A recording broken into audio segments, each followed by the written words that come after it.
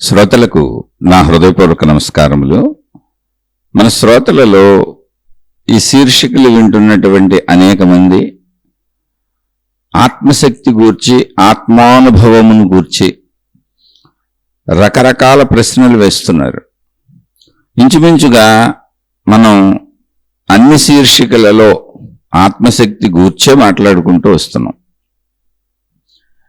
దానిని అర్థం చేసుకొని ఎంతో కొంత సాధన మొదలు పెట్టాలి. అప్పటి వరకు సాధన మొదలు పెట్టనంత వరకు మనకి ఊరికనే అలా సందేహాలు వస్తూ ఉంటాయి. సందేహాలు అనేది ఏముంది, ఇది ఎలా అయితే ఏంటి, అది ఎలా అయితే ఏంటి, ఊరికనే అడుగుతూ ఉంటాం. సాధనలో సందేహాలు సమసిపోతాయి. అది సాధనలో జరిగేది ఏంటంటే, ఎవరికైనా సమాధానం మనలోనే పుడుతుంది. ఎప్పటి వరకు వినాలి, ఎప్పటి వరకు తెలుసుకోవాలి, ఎప్పటి వరకు నేర్చుకోవాలి, ఎప్పటి వరకు సాధన చేయాలి అంటే సమాధానాలు మనలోనే పుడతాయి. అంటే మనలో పుట్టినవన్నీ సమాధానం అని అనుకోబాకండి. మళ్ళీ చాలా మందికి చాలా భావాలు నిరంతరం పుడతానే ఉంటాయి. ఇప్పుడు ఈ దేవుళ్ళని చూసాం, దేవతలను చూసాం, మహిమలు జరిగినాయి, మాయలు జరిగినాయి, అద్భుతాలు జరుగుతున్నాయి, తాళ్ళు, తాయెత్తులు, రంగురాళ్ళు, ఉంగరాలు, ఇవన్నీ కూడా తమలో తమకు కలిగే సమాధానాలు. అవి నిజం కాదు. ఒక సత్యమైనటువంటి భావనాత్మకత నీలోనే పుడుతుంది. ఇప్పుడు మనకి ఇవన్నీ ఈ గ్రంథాలన్నీ అందించినటువంటి మహాత్ములు ఎవరున్నారో, అంటే నిశ్చలమైన, నిర్మలమైన, దేని మీద ఆధారపడనటువంటి, ఒక చిన్న తాడు తాయెత్తు మీద కూడా ఆధారపడనటువంటి, దేని మీద ఆధారపడనటువంటి నిశ్చలమైన, నిర్మలమైన, ధర్మపరమైనటువంటి జీవితం గడుపుతూ మనలో పుట్టేటువంటి ప్రశ్నలకు సమాధానాలు కూడా ఆ స్థితిని చెదరకుండా ఆ స్థితిలోనే సత్యముగా ఉండే సమాధానాలు పుడతా ఉంటాయి. ఎవరికి వాళ్ళకే పుడతాయి.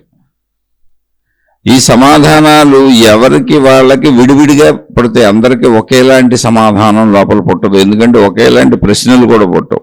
ఒకవేళ ప్రశ్న ఒకేలాంటిది, ఒకేలాంటి ప్రశ్న 1,00,000 మంది వేసుకున్నా, 1,00,000 మందికి మనం ఒకేలాంటి ప్రశ్న ఇచ్చినా, వాళ్ళ అంతరంగంలో వాళ్లకు పుట్టే సమాధానాలు వాళ్ళ జీవన శైలిని బట్టి, వాళ్లకు ఉన్నటువంటి గుణములను బట్టి, స్వభావమును బట్టి, కుటుంబ పరిస్థితులను బట్టి, ఆర్థిక పరిస్థితులను బట్టి, సామాజిక పరిస్థితులను బట్టి, వాళ్లకున్న సమస్త పరిస్థితులను బట్టి అందులో నుంచి వారికి సత్యము వైపు సాగటానికి అవసరమైన నిజమైన సత్యమైన సమాధానం వస్తుంది. సమాధానం మీరు ఎవరి మీదో ఆధారపడిపోయేటట్టు వచ్చినా, అంటే ఇది ఎలా గుర్తించాలి అంటే, ప్రతి మనిషికి అనేక ఆలోచనలు, ఊహలు రోజు పుడతానే ఉంటాయి. దొంగ కూడా దొంగతనం చేయటానికి లోపల ఆలోచనలు పుట్టి ఎంత తెలివిగా తప్పించుకోవచ్చు, ఎంత తెలివిగా దొంగతనం చేయొచ్చు, ఎంత తెలివిగా దొరకకుండా బ్రతకొచ్చు అని లోపల పుడుతుంటేనే అవన్నీ చేస్తున్నాడు. తప్పులు చేసేవాళ్ళు అందరూ ఇంతే. అవన్నీ సమాధానాలు అనుకుంటే మనం నాశనం చేసుకోవడం అవుతుంది. అవన్నీ సమాధానాలు కాదు, మనలో ఉన్న చెడు తలంపులు, రాక్షస గుణములు. జ్ఞానాన్ని, అంటే మనలో ఉన్న జ్ఞానశక్తిని మనం అలా రాక్షసత్వముగా వాడుకుంటున్నాం.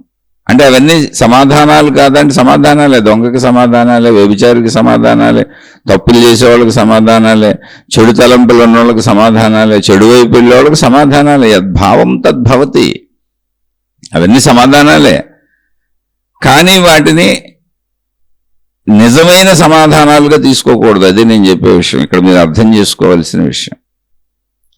ఏవి నిజమైన సమాధానములు, ఏవి నిజమైనటువంటి స్వచ్ఛమైన తలంపులు అంటే, ఎవరి మీద ఎటువంటి ద్వేషభావములు కలగకుండా, దేని మీద ఆధారపడకుండా, అది మతం కావచ్చు, అది దేవుడు కావచ్చు, అది గురువు కావచ్చు, అది తాడు కావచ్చు, అది తాయెత్తు కావచ్చు, చెట్టు కావచ్చు, పుట్ట కావచ్చు, దేని మీద ఆధారపడకుండా నాపై నేను, నాతో నేను, నాలో నేను ఉండేలా,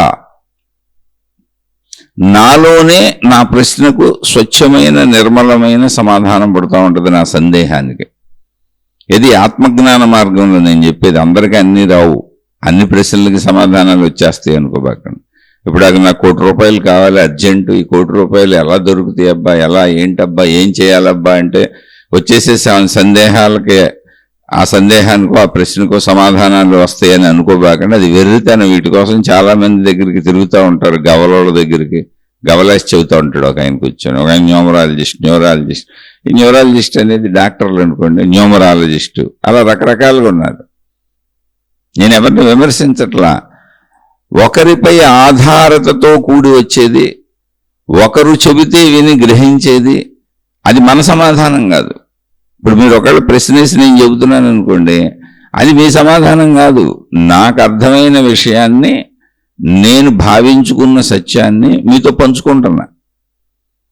మీ సమాధానం మీలోంచి పుడుతుంది. అది మీ శారీరక, మానసిక, ఆర్థిక, సామాజిక, కుటుంబిక అన్ని రకాల స్థితులకు తగ్గట్టుగా పుడుతుంది. మీ తెలివి, మీ ప్రజ్ఞ మీలోంచి మీ జీవితానికి అనుగుణంగా పుడుతుంది. అది ఎవరికి వాళ్ళకే సమాధానం లోపల కలగాలి, ఎవరికి వాళ్ళకే సందేహానికి ఎవరి దారి వాళ్ళకి లోపల దొరకాలి. దారులు ఇంకొకళ్ళు చూపించకూడదు.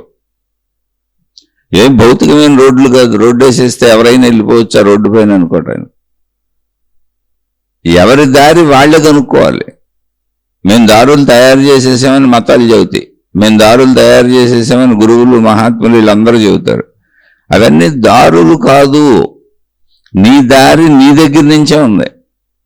ఎవరికి వాళ్ళకి, ఇప్పుడు ఒక వ్యక్తిగా భూమి మీద ఉన్నటువంటి ఎవరికైనా సరే, ఒక మనిషిని తీసుకుంటే ఆ మనిషి దారి ఏంటంటే తన శరీరము నుంచే ప్రయాణం. కాబట్టి తన దారి తన నుంచే ఉంది. నువ్వు ఎక్కడో మతంలోకి వెళ్ళి ఒక దారి, మార్గంలోకి వెళ్ళి ఒక దారి, గురువులోకి వెళ్ళి ఒక దారి, దేవుడి దేవతలో ఒక దారి, జ్ఞాన గ్రంథాల్లో ఒక దారి, ఇలా వెతుక్కుంటాను. అవి దారులు అంటే అవి దారులు కాదు. నీ దారి నీలోనే ఆవిష్కరింపబడి నీకే దర్శనం అవుతుంది, ఇంకెవరికి కనపడదు ఆ దారి. అదే సాధన. ఆ దారిలో నువ్వు నడవాలి. నీ దారి ఏ ఒక్కరికి చెందదు, ఏ ఒక్కరికి అసలు తెలియదు. నీ పక్కన నీ భార్యకి తెలియదు, నీ భర్తకు తెలియదు, నీ తల్లికి తెలియదు, నీ తండ్రికి తెలియదు. మీరందరూ ఒకే దేవుణ్ణి పూజించవచ్చు, ఒకే గురువుని అనుసరించవచ్చు, ఒకే మతంలో ఉండొచ్చు. ఇక్కడ దారి అనేది, నీ సాధనా బలం అనేది నీ అవగాహనా శక్తి మీద ఆధారపడి ఉంది. నీ అవగాహనా శక్తి అనేది నీ ప్రాపంచిక, కుటుంబిక, సామాజిక, ఆర్థిక, నీకున్న సమస్త పరిస్థితుల మీద ఆధారపడి ఉంది. నీ మానసిక, శారీరక స్థితిగతుల మీద ఆధారపడి ఉంది. అంటే ఎవరికి ఆకలి వేస్తే, ప్రపంచంలో ఆహారం ఉంది, ఆహారం పండిస్తున్నారు, ప్రపంచం అంతా ఆహారమే ఉంది, ఆహారం మీదే బతుకుతారు. కానీ అందరూ రకరకాల ఆహార పదార్థాలు ఎవరికి నచ్చినట్టు వాళ్ళు తింటారు, ఎవరికి నచ్చినంత వాళ్ళు తింటారు, ఎవరికి నచ్చినప్పుడు వాళ్ళు తింటారు. ఇలా రకరకాల విభేదాలు ఉన్నాయి. ఆహారానికి ఒక దారి లేదు, ఆహారమే దారి. ఇది ప్రపంచం చెప్పేది. నువ్వు బతకాలంటే ఏదో ఒక ఆహారం తినాలి. కానీ ఏ ఆహారం తినాలి, ఎప్పుడు తినాలి, ఎంత తినాలి అనేది ఎవరికి వారి స్వీయ నిర్ణయం. ఇప్పుడు మీరు కుటుంబ సభ్యులందరూ పోనీ, మేము అందరం ఏమంటే మా ఇంట్లో అందరికీ కలిపి ఇవే వండారు, మేము 5గురు ఇవే తింటున్నాము కదా అనే ప్రశ్న కూడా పుట్టవచ్చు. మీ 5గురు సమానంగా తినరు. మీ 5గురు అన్నం సమానంగా పెట్టుకొని, కూరలు సమానంగా వేసుకొని, పచ్చళ్ళు సమానంగా వేసుకొని, అప్పడాలు, ఒడియాలు సమానంగా వేసుకొని, పెరుగు మజ్జిగ సమానంగా పోసుకొని, నెయ్యి సమానంగా వేసుకొని తూకం ప్రకారం తింటున్నారా? తినరు. ఎవరికి వాళ్లే. ఒక కుటుంబం కలిసి బతుకుతుంది కనుక చేసుకోగలిగిన వాళ్ళు అనేక రకాలుగా చేసుకుంటున్నారు. ఇప్పుడు బాగా డబ్బున్న వాళ్ళ ఇళ్ళల్లో ఎవరికి ఏది కావాలో అది చేసి పెట్టే వంట మనుషులు ఉంటారు. మధ్యతరగతి వాళ్ళు కూడా చక్కగా చేసుకుంటుంటారు ఎవరికి కావాల్సింది వాళ్ళు. ఆ కుటుంబ సభ్యులకి ఏం కావాలో శ్రద్ధగా, మా పిల్లలు ఇవి తింటారు, మా భర్త ఇది తింటాడు, నేను ఇది తింటాను, అలా చేసుకునేవాళ్ళు ఉన్నారు. లేదా అందరికీ కలిపి అక్కడ వండి పడేసి అందరం ఏది తినేద్దాం అనేవాళ్ళు ఉన్నారు. వాళ్ళ స్థితి గతి అది. అంటే ఇక్కడ నేను చెప్పదలిసిన అంశం ఏంటంటే, బాహ్యపు విధానాలన్నీ, అంటే మతం కావచ్చు, గురువు కావచ్చు, మార్గం కావచ్చు, దేవుడు కావచ్చు, దేవత కావచ్చు, సాధనా విధానం కావచ్చు, జ్ఞాన గ్రంథాలు కావచ్చు, బాహ్యపు విధానాలన్నీ నీ అంతరంగంలో నువ్వు ఒక దారి ఏర్పరుచుకోవటానికి నీకు ఉపకరిస్తాయి. నువ్వు వాటన్నింటినీ ఆధారతగా తీసుకుని ఒక దారి ఉందనే విషయం అసలు ముందు తెలుసుకుని, ఒక సాధనా పదం ఉందనే విషయం ముందు తెలుసుకుని, నేను శరీర పరిమితులను మాత్రమే కాదు, ఒకవేళ శరీర పరిమితుడిని అనేది నిజమే అయినా అది తాత్కాలిక నిజం. ఆ తాత్కాలిక నిజంలో కూడా నేను ఎలా జీవించాలి, మంచిగానే ఎందుకు జీవించాలి, చెడుగా జీవిస్తే జరిగేదేంటి, చెడుగా జీవిస్తున్నప్పుడు వస్తున్న కష్ట నష్టాలేంటి, ఇబ్బందులేంటి, బాధలేంటి, నేను ఘర్షణలకు లోనవటం ఏంటి, ఈ డిప్రెషన్లు ఏంటి, ఒత్తిళ్ళు ఏంటి, వీటిని అన్నింటినీ వివరిస్తూ వీటన్నింటి నుంచి నువ్వు బయటకు రావాలంటే ఖచ్చితంగా మంచిగానే జీవించాలి, అందుకంటే దారి లేదు అనేటువంటి విషయాన్ని వివరిస్తూ అవన్నీ బయట మానవ సమాజంలో గతంలో మంచిగా బ్రతికిన మనుషులు, చెడ్డగా బ్రతికిన మనుషులు, మంచిగా బతికితే ఏమైంది, చెడ్డగా బతికితే ఏమైంది, అలాగే విశ్వశక్తిగా, సృష్టి శక్తిగా, ప్రకృతి శక్తిగా, మనలో ప్రాణశక్తిగా, అనంత ఆత్మశక్తిగా ఉన్నదానినే దేవుడుగా, దేవతలుగా అనేక రకాలైనటువంటి చరిత్రలు మనకు అందించారు. అంటే రెండు రకాల సాహిత్యం మనకు దొరుకుద్ది ఆధ్యాత్మికతలో.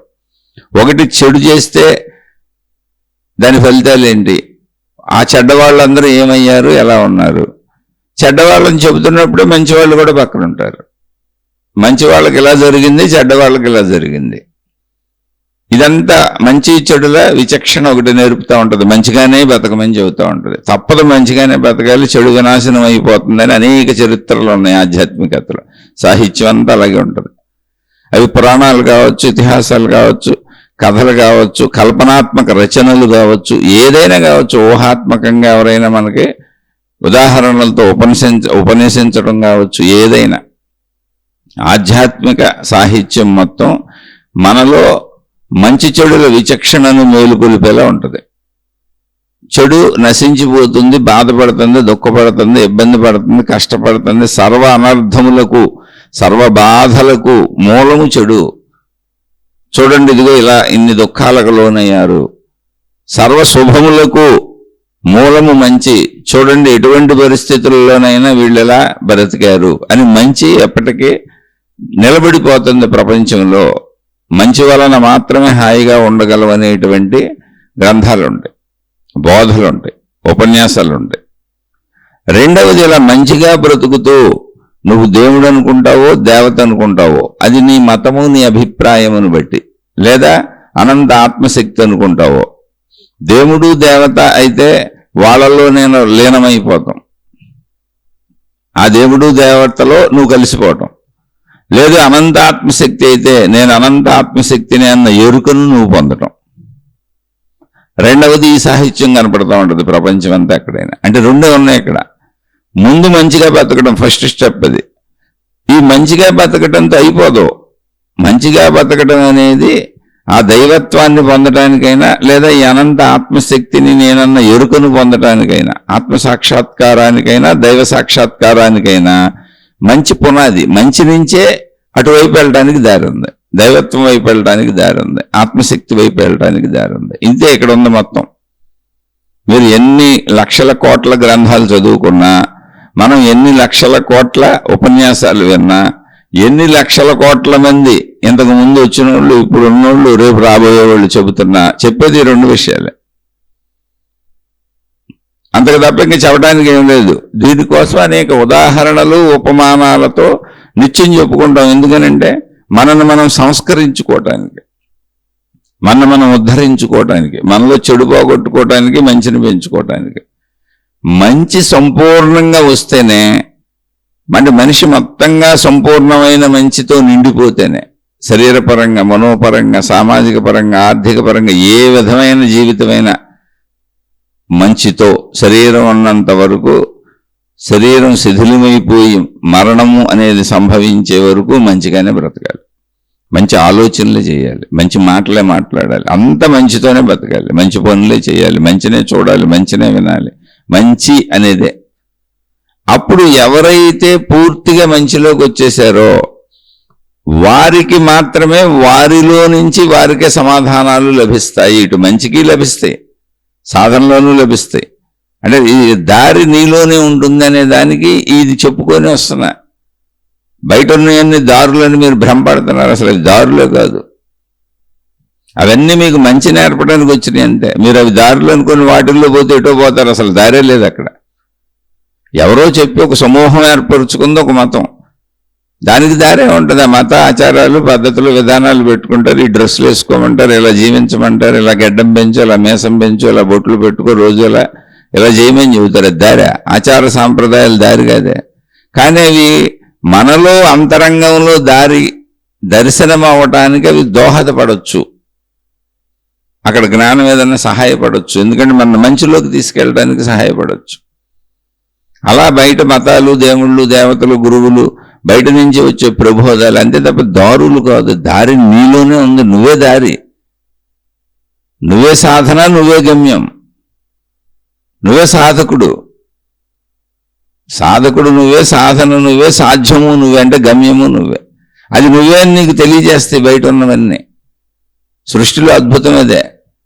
నేనే నాకు అనేకంగా ఉన్నా అంతే. అందులో ఒక పాత్రని, నేను మనిషిని, శరీరంతో ఉన్న మనిషిని అని నేను అనుకుంటున్నా. ఓకే, అది నిజమే, అబద్ధమేం కాదు. అందులో మంచిగా బ్రతకడానికి అవసరమైనటువంటి నీలో పుట్టే భావాలన్నీ, నువ్వు మంచిగానే ఉండు, చెడు చేయబాక, పొరపాటును కూడా అబద్ధం చెప్పబాక అని నీలో పుట్టే ఆలోచనలన్నీ సద్భావనలే, అవి దారులే. చెడు తలంపులు పుడుతున్నాయి అనుకోండి, అవి నిన్ను నాశనం చేస్తున్నాయి, నీకు దారులని అనిపించవచ్చు, కాదు.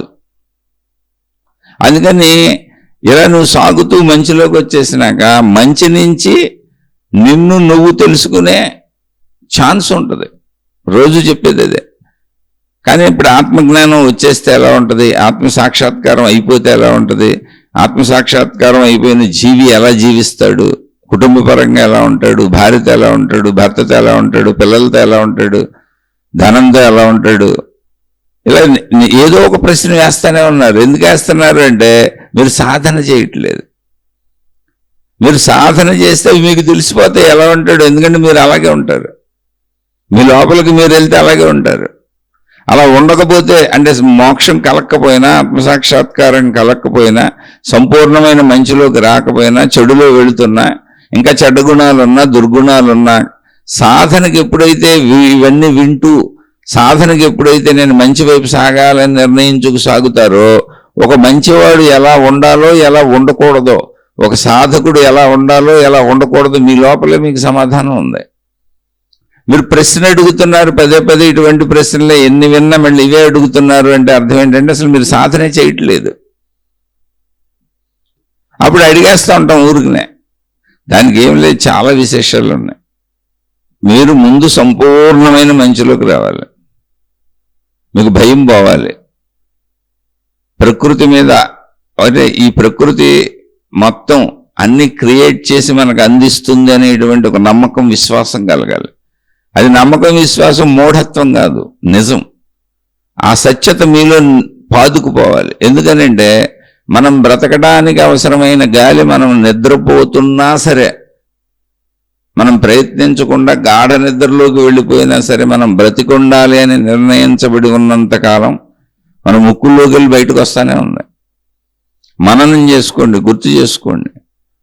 అలాగే మనం బ్రతికి నిలబడటానికి భూమి సహకరిస్తుంది, అలాగే మనం బ్రతికి ఉండటానికి వెలుగు, సూర్యరశ్మి సహకరిస్తుంది, వేడి సహకరిస్తుంది, నీరు సహకరిస్తుంది, పంచభూతాలు నిత్యం మనకు సహకరిస్తున్నాయి. లేకపోతే అసలు మనం బ్రతికి ఉండటమే కుదరదు. అలాగే మనకు అవసరమైన ఆహార ధాన్యాలకి ప్రకృతి ఉత్పత్తి చేస్తుంది. వృక్షాలన్నీ మనకి ఆహార ధాన్యాలు సమకూర్చి పెట్టేలా ప్రకృతి ఏర్పాటు చేసింది. అవి లేకపోయినా మనం బ్రతకడం కుదరదు. అంటే మన బ్రతుకుకి అవసరమైన అన్నింటినీ అసలు మనం ఏమి ఆలోచించకుండా బతికేసేలా ప్రకృతి ఇక్కడ పెట్టింది. ఎందుకని మిగిలిన జీవులన్నీ అలాగే బ్రతుకుతున్నాయి, మానవుడు ఒక్కడేగా ఇంత గందరగోళాలకు గురవుతుంది. మిగిలిన ఈ మొత్తం యూనివర్స్, విశ్వంలో ఎంత ఉందో, ఎంత విశ్వం ఎన్నున్నాయో చూడండి. అవన్నింటికి ప్రకృతి చేసిన ఏర్పాట్లు ఉన్నాయి, వాటి ప్రకారం ఇవి బ్రతుకుతున్నాయి, అవి జీవిస్తున్నాయి. ఇప్పుడు మనకు కూడా అంతే. కానీ మనం డబ్బు లేకపోతే జీవించలేము, చచ్చిపోతాం అనుకుంటాం. ఎందుకనంటే అలా ఆధారతను పెంచుకున్నాం. మళ్ళీ మీకు ఇక్కడ బోల్డ్ ఆలోచనలు పుట్టొచ్చు, డబ్బు లేకపోతే ఎలా బ్రతుకుతామండి అని. దానికి సమాధానం మీ హృదయంలో పుట్టాలి.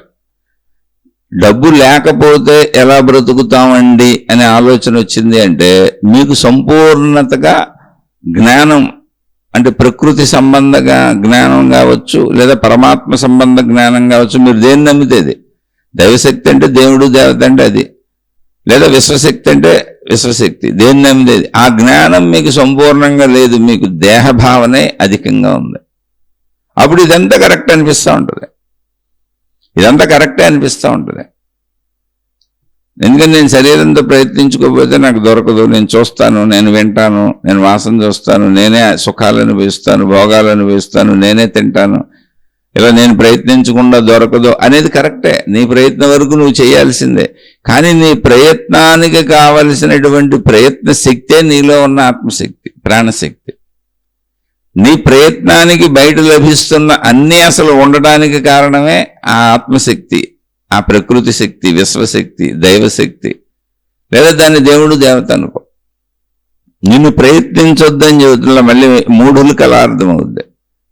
ప్రయత్నము చేస్తూనే అసలు ప్రయత్నించాలి అనేటువంటి భావన కానీ, ప్రయత్నించే శక్తి కానీ, ప్రయత్నించడానికి అవసరమైన జ్ఞానము కానీ నాలో సమకూర్చింది ఎవరో? సృష్టి నిర్మాత.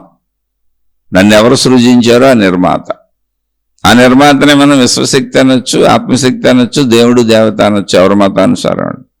ఇప్పుడు దేవుణ్ణి మీరు బాగా తెలుసుకొని విశ్వసించి దేవుడి యొక్క తత్వమును తెలుసుకున్నారనుకోండి, అప్పుడు కూడా మీకు భయం ఉండదు.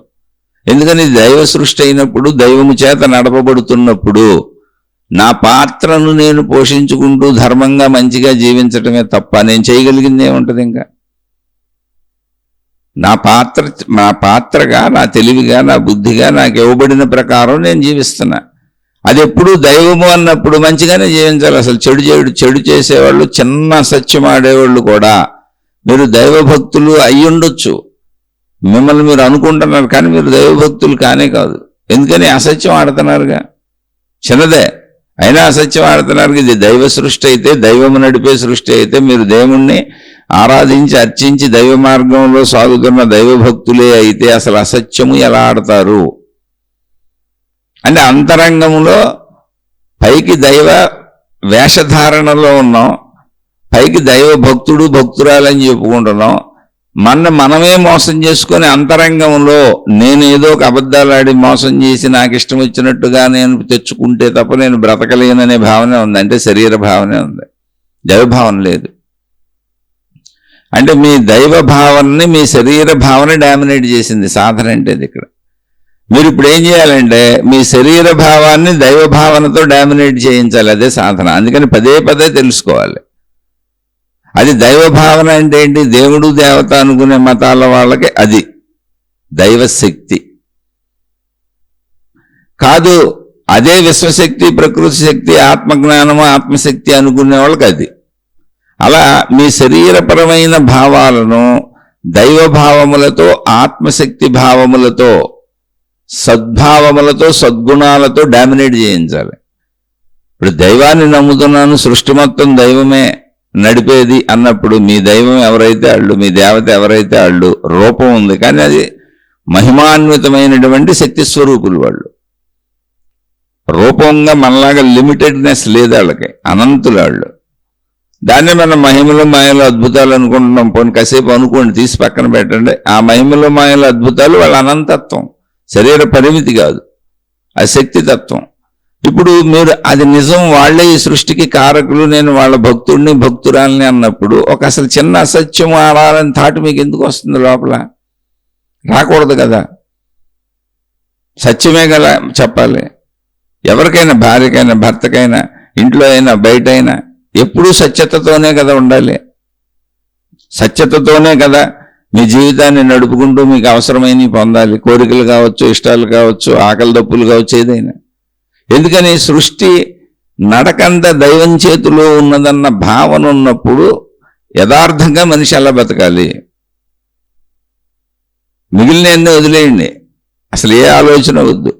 ఏమండి అంత యథార్థంగా బతికితే ఇక్కడ బతుకుతుంది కుదురుతుందా? చాలామంది పెడతారు ప్రశ్నలు.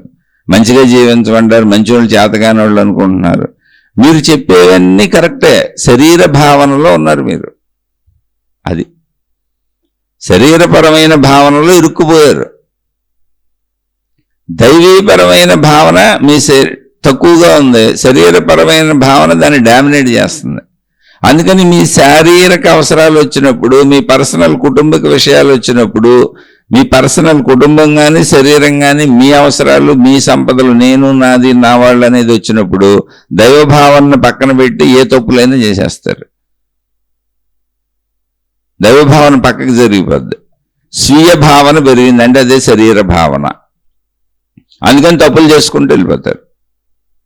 లౌక్యమో తెలివో ప్రజ్ఞో మిమ్మల్ని మీరు సమర్థించుకుంటారు, అలా సాగిపోతారు.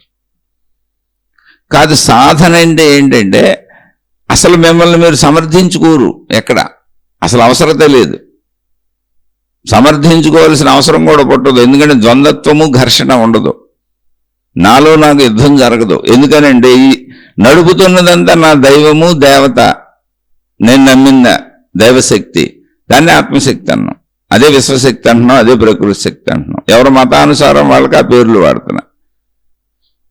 మీరు ఇప్పుడు దేవుడు దేవత అని నేను అన్నప్పుడు ఆత్మశక్తి అనుకోండి, విశ్వశక్తి అనుకోండి, ఏది అర్థమైన వాళ్ళు అది అనుకోండి. దేవుడు దేవత ఈజీగా అందరికీ అర్థమయ్యే విధానంలో మాట్లాడుతున్నా. ఇప్పుడు ఇది నడుపుతుంది మొత్తము దైవశక్తి అనుకున్నప్పుడు, సృష్టికి కారణము ఈ సృష్టి నడుపుతున్నది దైవశక్తి అనుకున్నప్పుడు, ఆ దైవశక్తికి అన్ని తెలుసు అనుకున్నప్పుడు, ఆ దైవశక్తి చూస్తున్నది అనేటువంటి ఎరుకు ఉన్నప్పుడు ఒక మనిషి ఎలా తప్పు చేయగలుగుతాడు, ఎలా అబద్ధం చెప్పగలుగుతాడు, ఎలా చిన్న పొరపాటైనా చేయగలుగుతాడు? అసలు ఆ భావన పుట్టదు. నిజముగా దైవశక్తిని విశ్వసించే వారికి ఆ భావమే పుట్టదు.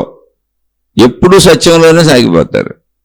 ఎందుకని దైవం అక్కడ పక్కన కనపడుతున్నారుగా. దేనికైనా దైవము అనే భావన ఉందిగా. కనపడుతున్నారంటే మనిషిగా కనపడుతున్నారని కదా. ఇంట్లో పెట్టుకున్నాంగా, ఫోటోల రూపంలో పెట్టుకున్నాం, మూర్తుల రూపంలో పెట్టుకున్నాం, నిత్యం ఆ పేర్లు స్మరిస్తున్నాం, నిత్యం ప్రార్థనలో ఎవరి మతానుసారంలో వాళ్ళు ఎవరో ఆచార సాంప్రదాయాలు పాటిస్తున్నాం, అన్నీ చేస్తున్నప్పుడు నీలో అసలు ద్వంద్వ వైఖరి ఉండకూడదు, ద్వంద్వ భావనే ఉండకూడదు. నువ్వు చేయవలసిన పని చేసేస్తావు. ఇప్పుడు మామూలుగా సామెతలు ఏదైనా భక్తులు అంటూ ఉంటారు, కృష్ణార్పణం రామార్పణం అని. అలా నువ్వు ఏ దేవుడైతే ఆ దేవుడు, నేను చేయవలసింది చేశాను, మిగిలిందంతా కృష్ణార్పణం, మిగిలిందంతా రామార్పణం, అన్నీ ఆయనకు అర్పించేశాను, ఆ పని నేను చేశా, తిరిగి ఆయన ఏమిస్తే అది. ఆ దేవుడు ఎవరైనా కావచ్చు, ఆ దేవత ఎవరైనా కావచ్చు, నీ మతం ఏదైనా కావచ్చు, నువ్వు లేదు దాన్ని దైవశక్తిగా విశ్వశక్తిగా నువ్వు భావించవచ్చు. ఒక సత్యతలో మీరు నిజాయితీగా ఆలోచించుకోండి. మనం దానిని విశ్వసించి సాగుతున్నప్పుడు, ఆ దైవశక్తిని విశ్వసించి సాగుతున్నప్పుడు, ఈ సృష్టి మొత్తానికి కారణభూతం ఆ దైవశక్తే. ఇంకా ఆత్మశక్తి దాకా వస్తే నా ప్రాణశక్తి కూడా ఆత్మశక్తే అన్నప్పుడు అసలు రెండవది ఎలా పుడుతుందో, ఎప్పుడు సత్యమేగా నాకు పుట్టేది, ఎప్పుడు ధర్మంలోనే నేను నడుస్తాను, ఎప్పుడు మంచిలోనే నేను నడుస్తాను. అసలు ద్వంద్వత్వం నాలో పుట్టదుగా, పుట్టకూడదుగా. ద్వంద్వత్వం పుడుతుంది. నేను నాది నా వాళ్ళని నా వైపుకి వచ్చేటప్పటికి ఎలాగోలా నాకు అనుకూలంగా చేసేసుకుందాం అనిపిస్తుంది. ఆ ఎలాగోలాలో అది అవసరమైతే తప్పులకైనా వెళ్ళిపోతాను, చెడుకైనా వెళ్ళిపోతాను. కానీ ఎవరైనా చెబుతున్నప్పుడు విని చప్పట్లు కొడతాను. మంచి ధర్మము సత్యము న్యాయము అంటే చప్పట్లు కొడతాను. నా ప్రమేయం అంటే నాకు సంబంధించిన నేను నాది నా వాళ్ళు ప్రమేయము లేనంత వరకు నేను కూడా అద్భుతంగా భావించుకుంటాను. దైవమే దైవమే, దైవశక్తి దైవశక్తి అని నేను కూడా భావించుకుంటూ ఉంటాను. కానీ విషయపరంగా నేను నాది నా వాళ్ళు వచ్చేటప్పటికి నాకు నిరంతరం లాభం కావాలని కోరుకుంటాను, నాకు అన్ని మేలు జరగాలని కోరుకుంటాను. ఆ లాభము మేలు నాకు జరిపించుకోవటానికి నా వల్ల అయినంత అన్ని చేసేస్తాను. అది మంచి చెడుగా, మంచి అయితే పర్వాలేదు, కానీ చెడులోకి కూడా వెళ్ళిపోతాను. అదే ప్రస్తుత సృష్టి.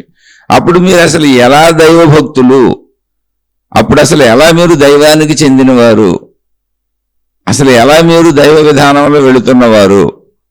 అసలు మీరు వెళ్ళటం లేదు. మీరు దైవ భక్తులు కాదు, దైవ మార్గంలోనూ లేరు, దైవ విధానంలో లేను. ఉంటే మీ చర్యలు మారవు. ఎప్పుడు సత్యత ధర్మమే ఉంటుంది మీలో, అది తప్పదు. ఏకమే ఉంటుంది, ఎప్పుడు సత్యమే, ఏకత్వమే ఉంటుంది. ఎప్పుడు ధర్మమే, ఏకత్వమే ఉంటుంది. ఎప్పుడు మంచి ఏకత్వమే ఉంటుంది. విషయాలు మారచ్చు, సందర్భాలు మారచ్చు, పరిస్థితులు మారచ్చు, వయసు మారుతూ ఉండొచ్చు, వయసు పెరుగుతూ ఉండొచ్చు. బతికున్నంతకాలం యాక్షన్ ఒకటే ఉండదు. ఎప్పుడు సత్యము ధర్మము మంచి. స్థితులు ఎన్నైనా మారచ్చు, పరిస్థితులు, వ్యవహారాలు మారచ్చు, మనుషులు మారచ్చు, కానీ ఏకత్వంలో నడుస్తాం. అది ఏకత్వము, ఆత్మశక్తి అంటే ఏకత్వం అంటే అంతే. అది ప్రపంచమంతా ఏదో అలుముగిపోయిన శుద్ధలా అనిపిస్తుందని అనుకోబాకండి. జీవన్ముక్తుడు అంటే జీవన్ముక్తుడు అంటే ఎవరు లేరు, ఆ సత్యం అర్థమైన వాళ్ళు మీకు బాగా బలంగా అర్థమైతే అది. మీరు కాదు చిన్నదానికైనా ఒక చిన్న సత్యము, పెద్దది కూడా అక్కర్లా, ఊరికి ఒక చిన్న అబద్ధం చెప్పారు ఎందుకు ఇంట్లో గొడవ ఇప్పుడని, అసలు అది ద్వంద్వత్వం రాదు. అసత్యము సత్యము ఒక చోట ఉండలేవు.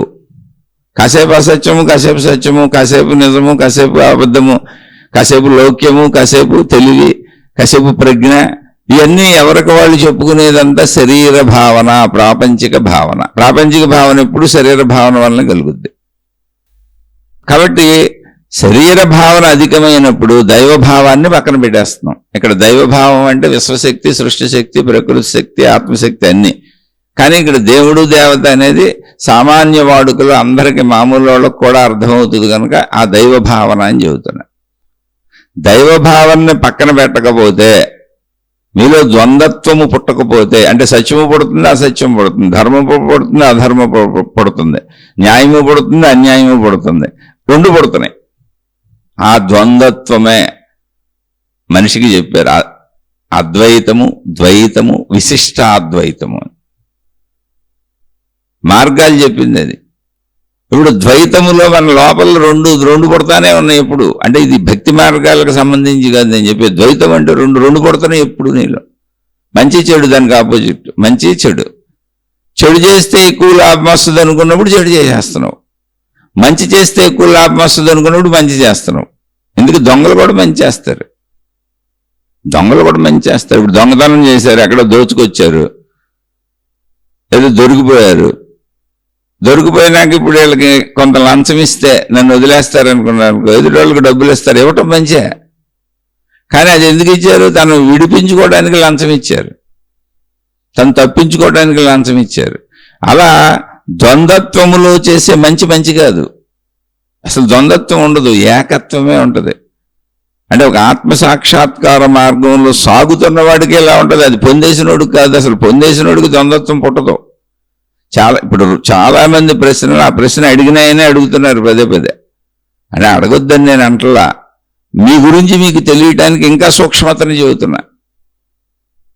ప్రశ్నలు ఎప్పటి వరకు పుడతాయి అంటే నీలో నీకు సమాధానాలు పుట్టే స్థితికి నువ్వు చేరుకోలేదు. నీలో నీకు సమాధానాలు పుడతావంటే అసలు ప్రతి మనిషికి తనలో తనకు ఆలోచనలు వస్తూనే ఉంటాయి, తనలో తనకు సమాధానాలు పుడతానే ఉంటాయి. ఇచ్చేస్తే అలా వద్దు, అది చేస్తే అది కాదు, అసలు అది కానే కాదు. ఏది కరెక్టో అంటే ఎప్పుడూ మంచే పుడుతుంది, ఒక్కటే పుడుతుంది, రెండోది పుట్టదు, చెడు పుట్టదు. అసలు ఎప్పుడూ సత్యమే పుడుతుంది ఆలోచనగా, అసత్యం పుట్టదు. అసలు ఎప్పుడూ ధర్మమే పుడుతుంది, అధర్మం పుట్టదు. అప్పుడు ఎప్పుడు న్యాయమే పుడుతుంది ఆలోచనగా, అన్యాయం పుట్టదు. అలా ఏకత్వమే పుడుతుంది, మంచికి సంబంధించిన ఆలోచన వస్తుంది. అప్పుడు నీలో నీకు వచ్చే సమాధానాలు కరెక్ట్. ద్వంద్వత్వంలో నీకు వచ్చే సమాధానాలు కరెక్ట్ కాదు, అసత్యము. అందుకని అవి తీసుకోకూడదు. వాళ్లే మాయలు మహిమలు అద్భుతాలు చెబుతూ ఉంటారు, దేవుడి పేరు చెబుతూ ఉంటారు, దేవుడు అంటూ ఉంటారు, దైవ ప్రచారాలు అంటూ ఉంటారు, దేవుడి పేరు మీద అనేక సంస్థలు పెడతారు, విధానాలు పెడతారు, సాధనా పద్ధతులు పెడతారు. ఓకే, అన్నీ బాగున్నాయి. డబ్బులు ఎందుకు తీసుకుంటున్నా? నీకు డబ్బులు ఎందుకు? అదేంటండి ఇవన్నీ చేయాలంటే డబ్బులు లేకపోతే ఎలా కుదురుతుంది అంటే మళ్ళీ ప్రాపంచిక భావన. ప్రాపంచిక భావన దేని మీద వచ్చింది? శరీర భావన. ఇప్పుడు నువ్వు పని పాట చేయకుండా పెద్ద గురుస్థానం, మహాత్ముడి స్థానం సాధించేసుకొని నేనేదో అద్భుతాలు చేసేస్తాను, నా దగ్గర ఏవో ఉన్నామని ఏం అద్భుతాలు చేస్తావు? నీ శరీరం కనపడతానే ఉంది ఎదురుకుండా. వృద్ధాప్యానికి వచ్చింది, ముసలిదనం వచ్చింది, జుట్టు తెల్లబడిపోయింది, పళ్ళు ఊడిపోతున్నాయి, నీకు రోగాలు వస్తున్నాయి, బాధలు వస్తున్నాయి, నువ్వు అందరిలో ఆనంది అంటున్నావు, మలమూత్ర విసర్జనలు చేస్తున్నావు. కానీ జ్ఞాన బోధలు చేసేటప్పుడు మాత్రం దైవ అవతారం ఎత్తేస్తున్నావు, ఏదో దైవ దూతలుగా అవతారం ఎత్తేస్తున్నావు, మేకప్లు వేసేస్తున్నావు. ప్రజలు అమాయకత్వంతో మాటలు వింటున్నారు కానీ చేష్టల చోట్ల సత్యము నీ శరీరం చెబుతుంది. ఇందులో ఎవరెవరిని మోసగించుకోక్కర్లా. సత్యము నీ శరీరం చెబుతుంది, శరీరపరంగా జీవులంతా ఒకటేనే. అలానే ఇలా చెప్పేవాళ్ళు నేను తప్పంటలా. అసలు నీకు డబ్బు ఎందుకు? డబ్బును ఆశిస్తున్నావంటేనే ప్రాపంచిక భావన. డబ్బుతో ఇప్పుడు నువ్వు ఆధ్యాత్మికం నేను నేర్పుతావు, నా బొంద నేర్పుతావు. డబ్బుతో ఆధ్యాత్మికం వచ్చేదైతే కోటేశ్వరులు అందరూ కొనేసుకునేవాళ్ళు. నువ్వేదో ఇంకో పిచ్చెక్కిస్తావు, మత పిచ్చో, దేవుడు పిచ్చో, విధానం పిచ్చో, సాధన పిచ్చో వాళ్ళకి ఎక్కిస్తావు అంతే. కాదు, ఎవరిలో వారికి పుట్టేది ఆత్మానుభవం. అహం బ్రహ్మస్మి అన్న భావన కలుగుద్ది. నువ్వు ఎక్కిచ్చిన పిచ్చ అహం బ్రహ్మస్మి ఎందుకు? నువ్వు అహం బ్రహ్మస్మి అని అనుకో మనం అనుకుంటా కూర్చుంటాడు పిచ్చోడు పాపం. అసలు అనుకోవక్కర్లేదు, అనుభవము, ఏకత్వ స్థితి అనుభవంగా వస్తుంది. ఇంకొకళ్ళు అనుకోమంటే అనుకునేది కాదు అది. అయితే ఇంకొకళ్ళు వద్దా, గురువులు వద్దా, మహాత్ములు వద్దా, మతాలు వద్దా, మార్గాలు వద్దా, సాధనలు వద్దా, విధానాలు వద్దా అంటే అన్నీ కావాలి. ఎందుకని సాధారణ దశలో నర్సరీలోంచి పిల్లోడు చదువుకుంటూ వెళ్ళాలి. ముందు బొమ్మలతో ఆడుకుంటాడు, తర్వాత అక్షరాలు దిద్దుకుంటాడు, తర్వాత అక్షరాలు కలిపి పదాలు తయారు చేస్తాడు, పదాల నుంచి వాక్యాలు తయారు చేస్తాడు, వాక్యాల నుంచి అసలు వాక్యాల అర్థాలేంటో తెలుసుకుంటాడు, వ్యాకరణం నేర్చుకుంటాడు.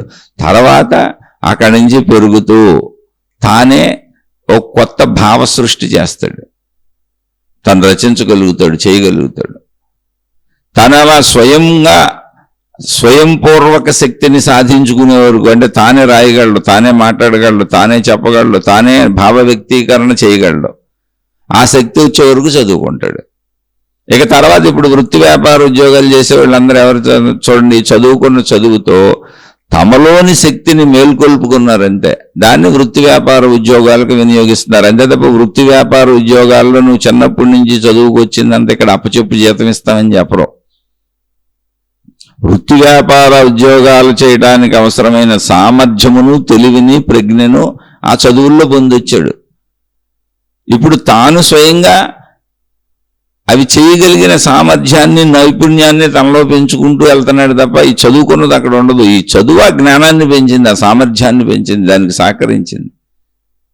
అలాగే బయట ఉన్నటువంటి మతములు, గురువులు, మార్గములు, విధానములు, గ్రంథములు, దేవుళ్ళు, దేవతలు ఏ పేరు చెప్పినా అది నీలో సామర్థ్యాన్ని, స్వయం సామర్థ్యాన్ని పెంచుకోవటానికే తప్ప వాటి సామర్థ్యంతో నీకు అసలు ఏ ఉపయోగం లేదు.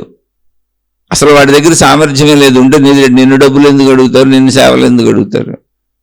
నేను అనేక సార్లు చెబుతున్నా, నాకు దేని మీద ఎటువంటి విరోధత లేదు, కానీ స్పష్టత, మీకు అది విషయం అర్థం అవ్వాలి. ప్రపంచంలోని మానవులు డబ్బులు ఇవ్వటం మానేస్తే మతాలన్నీ రేపే మూతపడిపోతాయి. వినపడవు ఇక మతాలు, మత ప్రార్థనాలయాలు అసలు కనపడవు. ఇంకా డబ్బులు అయిపోతే నడవవు కదా. కొన్నాళ్ళకు బోజులు పెట్టి అవే కూలిపోతాయి, కుప్ప కూలిపోతాయి. ఎందుకని అటు నడిపేవాళ్ళు లేకపోతే, అటు ఊడ్చి తుడిచి శుభ్రం చేసి రంగులు వేయించి నిత్యం వాటిని అలంకరింపజేసేవాళ్ళు అంతా మనుషులు డబ్బులు ఇస్తున్నారు, సేవలు చేస్తున్నారు. డబ్బులు ఇచ్చే మనుషులు లేకపోతే ఫస్ట్ మత పెద్దలు ఎగిరిపోతారు. ఆ మత పెద్దలకు సంబంధించి అక్కడ పనిచేసే పరివారాలు ఎగిరిపోతారు. ఎందుకని వీళ్ళందరికీ డబ్బులు ఉచితంగా ప్రజలు ఇస్తున్నారు. అక్కడికి వెళ్ళి సేవలు చేసేవాళ్ళు లేకపోతే, సేవలు ఎగిరిపోతే అవి నిలబడవు. ఇంకా అటుని రక్షించి కాపాడాలంటే డబ్బు కావాలి, సేవలు కావాలి, సేవ చేసేవాళ్ళు కావాలి. అవి ఎందుకు అంటే నిన్ను నువ్వు ఇప్పుడు స్కూల్కి వెళ్ళి చదువుకున్నట్టుగా అక్కడ నువ్వు నీ సంగతిని నువ్వు తెలుసుకోవటానికి, నువ్వు ఎందుకు మంచిగా జీవించాలో అక్కడ చెప్పబడుతుంది. అందుకని దాన్ని రక్షించుకుంటావు డబ్బులు ఇచ్చి, సేవలు చేసి. నువ్వు ఎందుకు నిన్ను తెలుసుకోవాలో, నీ సంపూర్ణతను తెలుసుకోవాలో అక్కడ చెప్పబడుతుంది. అందుకని వాటిని రక్షించుకుంటావు, వాటికి డబ్బులు ఇచ్చి, సేవలు చేసి. అంతే తప్ప నీ దగ్గర డబ్బులు తీసుకొని నీ చేత సేవలు చేయించుకునేది నీకంటే గొప్పది ఎందుకు అవుద్ది? నువ్వే అక్కడ ప్రాముఖ్యత. అప్పుడు దారి నీదే అయి ఉంటుంది, వాళ్ళు చెప్పిన దారి కాదు. వాళ్ళ దారిలో ఎవరు చూపించలేరు, మోక్షానికి బాటలు వేయలేరు ఎవరో. ఎవరిలోంచి వాళ్ళకి అంతరంగ దారి వాళ్ళ పరిస్థితులకు తగ్గట్టుగా ఉద్భవిస్తుంది. ముందు మనలోంచి చెడిపోవాలి, మంచి వైపుకి వెళ్ళటానికి మనలోనే ఏకత్వపు దారి పుట్టాలి, ద్వంద్వత్వపు దారి కాదు. అన్ని మంచి ఆలోచనలు రావాలి. వస్తే మంచి ఆలోచనలు దారి వైపు వెళ్తున్నాయి, చెడ్డ ఆలోచనలన్నీ ఆ దారికి సంబంధించినవి కాదు, నిన్ను అడ్డగిస్తున్నాయి. ఆ దారిలో నీకు వచ్చే అడ్డంకులు. అలా ఆత్మజ్ఞాన మార్గమైన అంతే, రొటీన్ జీవితమైన అంతే. ఇక్కడ మహిమలు, మాయలు, అద్భుతాలు అసలు ఈ ఆత్మజ్ఞాన మార్గంలోనూ ఉండవు, మామూలుగా జీవించే జీవితంలోనూ ఉండవు. కేవలము మంచి ఏకత్వపు భావనను పట్టుకొని సాగిపో. ఒకవేళ ద్వంద్వత్వం వస్తుంది, చెడు కూడా వస్తుంది, ఏకత్వ భావనను పట్టుకొని వెళ్ళు. అంటే మీరే నిర్ణయించుకోండి, మీరు ఆలోచించి చూడండి. దేవుడు, ఒక మతము నేను నమ్ముతున్నాను, వెళుతున్నాను, దాన్ని పాటిస్తున్నాను, ఆచార సాంప్రదాయాలు పాటిస్తున్నాను అన్నప్పుడు అసలు నేను ఒక చిన్న అసత్యము ఎలా ఆడగలను? నాకు ఎలా థాట్ వస్తుంది? అసలు దేవుడని నేను నమ్ముతున్నాగా, దైవత్వాన్ని నేను నమ్ముతున్నాగా, ఏదో ఒక దేవుణ్ణో దేవతను అనుసరించి సాగుతున్నాగా, ఈ సృష్టి మొత్తం వాళ్ళకే తెలుసు, వాళ్ళ వల్లనే ఈ సృష్టి నడుస్తుందని నమ్ముతున్నాగా, దాన్ని ఆత్మశక్తి అనుకోండి. నేను దైవశక్తి దేవుడు అని చెబుతా అందరికీ అర్థం అవటం కోసం, సామాన్యులకు కూడా అర్థం అవటం కోసం. నేను నమ్ముతున్నప్పుడు ఆ శక్తి ఆధారభూతమైందనే భావన నాలో ఉన్నప్పుడు, ఇప్పుడు ఆ శక్తిని పక్కన పెట్టి దొంగతనం చేద్దాం, మోసం చేద్దాం, అన్యాయం చేద్దాం, అక్రమం చేద్దాం, దోచుకుందాం, దాచుకుందాం అనే భావన ఎందుకు పడుతుంది? ధర్మపరమైన ఆలోచన వస్తుందిగా, అసలు చెడ్డ భావనే రాదుగా, ఏకభావనే రావాలి. దైవభావన నీలో ఉందంటే ధర్మభావనే రావాలి, దైవభావన నీలో ఉందంటే సత్యభావనే రావాలి, దైవభావన నీలో ఉందంటే మంచి భావనే రావాలి. పరిస్థితులు మారచ్చు, విషయాలు మారచ్చు, సంఘటనలు మారచ్చు, ఎందుకంటే 100 ఏళ్ళు జీవిస్తాం కాబట్టి, ఇక్కడ అనేక వందల వేల మందితో కలుస్తాం కాబట్టి, ఒకరిపై ఒకరు ఆధారపడి జీవించే జీవితం కాబట్టి. కానీ అది ఎలా ఉంటుంది? ఏకత్వంగానే ఉంటుంది. దైవభావన నిజమైతే, నాలోని దైవభావన నిజమైతే, నాలో మత భావన నిజమైతే, నాలో గురుభావన నిజమైతే, నాలో జ్ఞాన గ్రంథ భావన నిజమైతే, నాలో ఆరాధనా భావన, అర్చనా భావన, ఆచార సాంప్రదాయ భావన నిజమైతే, నాలో విశ్వశక్తి భావన, సృష్టి శక్తి భావన నిజమైతే, నాకు ఒకటే ఆలోచన వస్తుంది, అసలు రెండవది రాదు. ఒకటే పుట్టాలి. ఎప్పుడు నేనేదో పని చేసుకుంటూ వెళ్తాను, పనుల్లో తప్పదుగా, అనేక పనులు చేసేటప్పుడు అనేక ఆలోచనలు కావాలిగా, అవి ఎలా వెళ్ళాలి ముందుకని. అప్పుడు ఏమొస్తాయి? అనేక ఆలోచనలు సత్యంతోనే వస్తాయి, అనేక ఆలోచనలు ధర్మంతోనే వస్తాయి, అనేక ఆలోచనలు మంచిగానే వస్తాయి. అది ఏకత్వం. అక్కడ ఆలోచనలు అనేక ఉండొచ్చు, కానీ అవి ఎప్పుడూ సత్యంగానే ఉంటాయి, అవి ఎప్పుడూ ధర్మంగానే ఉంటాయి, అవి ఎప్పుడూ మంచిగానే ఉంటాయి. ఎందుకని? దైవభావన ఉందిగా నాకు. దైవభావన ఉందని నేను అనుకుంటూ లౌక్యమనో తెలివనో నేనే పేరు పెట్టుకొని చిన్న చిన్న అసత్యం పర్వాలేదని, జీవించేటప్పుడు ఇది పెద్ద తప్పు కాదని, నేను నాది నా వాళ్ళకి ఎటువంటి నష్టము భంగము కలగకూడదని నిరంతర లాభాపేక్షతో, లాభాపేక్ష అంటే ఒకటి ధనమే కాదు, అన్ని రకాలుగా, ఇంకోళ్ళకి నష్టం జరిగినా పర్వాలేదు, నాకు లాభం జరగాలి, నేను బాగుండాలనుకోవడం తప్పు కాదు, ఇంకొకళ్ళని నష్టపరిచైనా నేను బాగుండాలనుకోవటం, అలాంటి భావాలు పుట్టవు. పుట్టినాయి అంటే దైవభావాన్ని, నా శరీర భావన డామినేట్ చేసింది, నేను నాది నా వాళ్ళనే భావన దైవభావాన్ని ఇసిరి అవతల పారేసింది. అప్పుడు నాలో దైవభావం లేదు. ఇలా మిమ్మల్ని మీరు చూసుకోండి. అంటే మీరు అసలు సాధకులే కాదు, ఇప్పుడు అసలు కనీసం భక్తులు కూడా కాదు, కనీసం అసలు దైవం మేము ఈ మతానికి సంబంధించిన వాళ్ళని చెప్పుకునే హక్కు కూడా లేదు. కానీ అలా చెప్పుకొని నటించి తిరిగేస్తున్నారు. ఎందుకంటే అంతరంగ భావాలు ఎవరికి తెలియదు, దొరికే వరకు అందరూ దొరలే, దొరికితేనే దొంగలు. కానీ ఆత్మజ్ఞాన మార్గము, ఆధ్యాత్మికం అంటే ఏంటంటే నన్ను నేను పరిశీలించుకోవటం, నన్ను నేను గమనించుకోవటం, నన్ను నేను చూసుకోవటం, నాలో చెడుని నేనే పట్టుకోవటం, నాలో దొంగనే నేనే పోలీసై పట్టుకోవటం. అది కదా ఇప్పుడు. కాబట్టి ఇక్కడ నిన్ను నువ్వు మోసం చేసుకోకంతే, సింపుల్. అదే సాధన. సాధన ఏమీ లేదు ఇక్కడ. ఏం సాధనలు చేయాలని అడగబాకండి. ఎలా కూర్చోవాలండి, ఎన్నో రకాల ఆసనాలు ఉన్నాయి, ఏ ఆసనం వేయాలండి, ఎంతసేపు కూర్చోవాలండి, సాధన ఎన్నో రకాలు చెబుతున్నారు. ఏ సాధన గొప్పదండి, ఏం చేయాలండి, ఏ దేవుడు గొప్పడండి, ఏ మతం గొప్పదండి, ఈ అడగొద్దు, ఇలాంటివి అడగొద్దు. నిరంతరం నిన్ను నువ్వు పరిశీలించుకుంటూ నిన్ను నువ్వు మంచిలో ఉంచుకోవడమే సాధన. ఏకత్వంలో సాగటమే సాధన. నీలో ద్వంద్వత్వం పుట్టొచ్చు, చెడు పుట్టొచ్చు, అన్యాయం పుట్టొచ్చు, అక్రమం పుట్టొచ్చు. సాధన అంటే ఏంటంటే ఆ పుట్టిన దాన్ని తీసి అవతల పారేసి నేను మంచిలో సాగుతా, సత్యంలో సాగుతా, న్యాయంలో సాగుతా, నీతిగా సాగుతా, ధర్మంగా సాగుతా అన్నప్పుడు నువ్వు దైవభావాన్ని బలపరుస్తున్నటువంటి, దైవాన్ని నమ్ముతున్నటువంటి మత విశ్వాసివి, దైవ విశ్వాసివి. నువ్వు దైవాన్ని, విశ్వశక్తిని, సృష్టి శక్తిని, ప్రకృతి శక్తిని నువ్వు దేన్ని అనుసరిస్తుంటే దాన్ని నమ్ముతున్నవాడివి. నువ్వు గురుభక్తుడివి, నిజమైన శిష్యుడివి. అని అసలు నీ గురువే దొంగయ్యి, ఆ గురువు కూడా నీకు దొంగతనాలు లౌక్యాలు నేర్పుతుంటే ఇక దొందేరా దొందప్ప, చెప్పేదేం లేదు. నేను మా గురువు గారు చెప్పింది ఫాలో అవుతున్నానండి, చిన్న చిన్న అబద్ధాలు చెప్పొచ్చు అన్నాడు. అసలు కొన్ని పెళ్ళానికి కూడా చెప్పొద్దు అన్నాడు, కూతురు కొడుకులకు కూడా చెప్పొద్దు అన్నాడు, దాచుకోమన్నాడు. అలాగే భార్యలకేమో భర్తలకు కూడా కొన్ని చెప్పొద్దు, పిల్లలకు కూడా కొన్ని చెప్పొద్దు, దాచుకోమన్నాడు. అలాంటి ట్రైనింగ్లు ఇచ్చే గురువుని బోళ్ళు మందిని చూసి అందుకని చెబుతాను. సత్యంతోనే ఉండొచ్చు కానీ అంటే నా దగ్గర సత్యంగా ఉండమన్నాడు ఆ గురువు. ఇప్పుడు ఆ గురువు శిష్యులు అందరికీ ఏం చెబుతున్నాడంటే, నా దగ్గర నాతో సత్యంగా ఉండండి, అన్నీ నిజం చెప్పండి, మీకు ఎంత డబ్బు ఉంది, మీరు ఎంత సంపాదించారు, అన్నీ నాకు చెప్పండి, మీకు ఎన్ని అప్పులు ఉన్నాయి, మీకు ఎన్ని కష్టాలు ఉన్నాయి, మీకు ఎన్ని బాధలు ఉన్నాయి, మీకు ఎన్ని కోరికలు ఉన్నాయి, మొత్తం మంచి చెడంతా నా దగ్గర నిజంగా ఉండండి. కానీ మీ కుటుంబ సభ్యులతో కూడా కొన్ని చెప్పాకండి, అంత నొక్కేయండి, మీ దగ్గర ఎంత డబ్బు ఉందో చెప్పకండి, మీకు అవసరమైనంత మీరు తీసి పక్కన పెట్టుకోండి, మిగిలింది మాత్రమే చూపించండి. ఇలాంటి సలహాలు ఇచ్చే గురువులు వందల వేల మందిని చూశాను. అందుకని చెబుతున్నా, అలాంటి గురువులు దొరికితే మీరు మహాదృష్టవంతులు. ఎందుకంటే ఒక త్రిశంకు స్వర్గం కాదు, త్రిశంకు నరకాన్ని సృష్టించుకొని మీ గురువు మీరు అందరూ అందులోనే కూర్చుంటారు. ఎందుకంటే మీ కష్టాలు పోవు, మీ బాధలు పోవు, మీ కన్నీళ్ళు పోవు, లైఫ్కే నేర్పుతున్నాడు మీ గురువు మీకు. అందుకని మీ జీవితంలో చూసుకుంటే గురువు ఉంటాడు, కష్టాలు ఉంటాయి, గురువు ఉంటాడు, నష్టాలు జరుగుతూ ఉంటాయి, గురువు ఉంటాడు, ఉన్నట్టుగా ఉంటుంది, సుఖాలు గౌరవాలు కీర్తి ప్రతిష్టలు పొందుతున్నట్టుగా ఉంటుంది, కానీ అవి గాలిలో మేడల్లాగా ఎండమావుల్లాగా ఉంటాయి, అనుభవించడానికి ఉండదు, కష్టాలన్నీ అనుభవానికి వస్తూ ఉంటాయి. అంతే, పైకి మేకప్ వేసుకున్న మేకప్ ఆర్టిస్టుల్లో ఉంటారు ఈ గురువులు, ఈ శిష్యులు, వాళ్ళు మాతాజీలో గురువులు ఎవరైతాడు. కానీ సాధన అది కాదు. మామూలు సామాన్య స్థాయి నుంచి సాధన అంటే ఏంటంటే ఏకత్వంలో ప్రయాణించటం. ఏకత్వం అంటే ఏంటి? సత్యము, ధర్మము, నీతి, నిజాయితీ, మంచి, ఇదంతా ఏకత్వమే. నేను ఎప్పుడు ఏకత్వంలో వెళ్ళాలి అనిపిస్తుంది, ఎందుకని పక్కన దైవభావన ఉంది.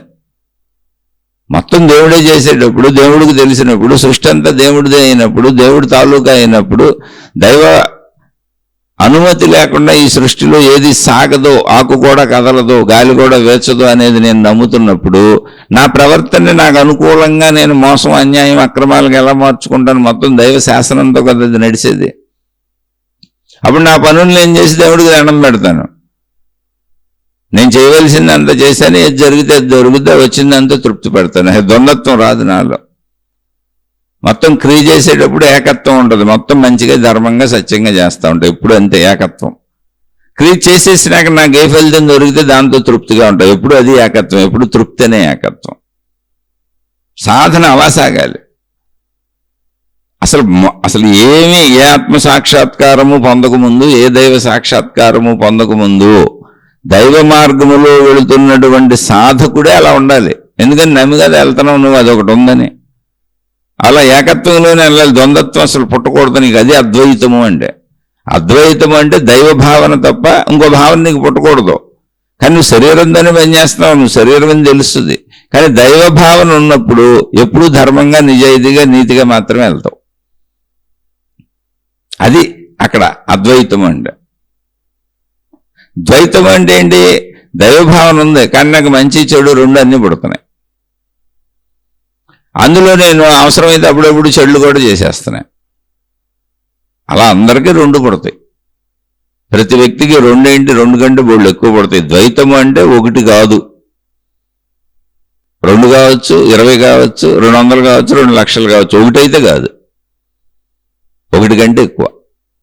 అది ద్వైతము. అలా అనేక ఆలోచనలు పడతాయి మనుషులకి. కాబట్టి అనేక ఆలోచనలు చెడు కూడా చేసుకుంటూ వెళ్ళిపోతున్నాయి. అంటే అప్పుడు నీకు దైవ భావన లేదు, నీలో ఉన్నదని నువ్వు అనుకుంటున్నావు. దైవభావాన్ని నీ అవసరాలు వచ్చేటప్పటికి దైవభావాన్ని ఇసిరేసేసింది, నీ మనస్సు తీసి అవతల పారేసింది.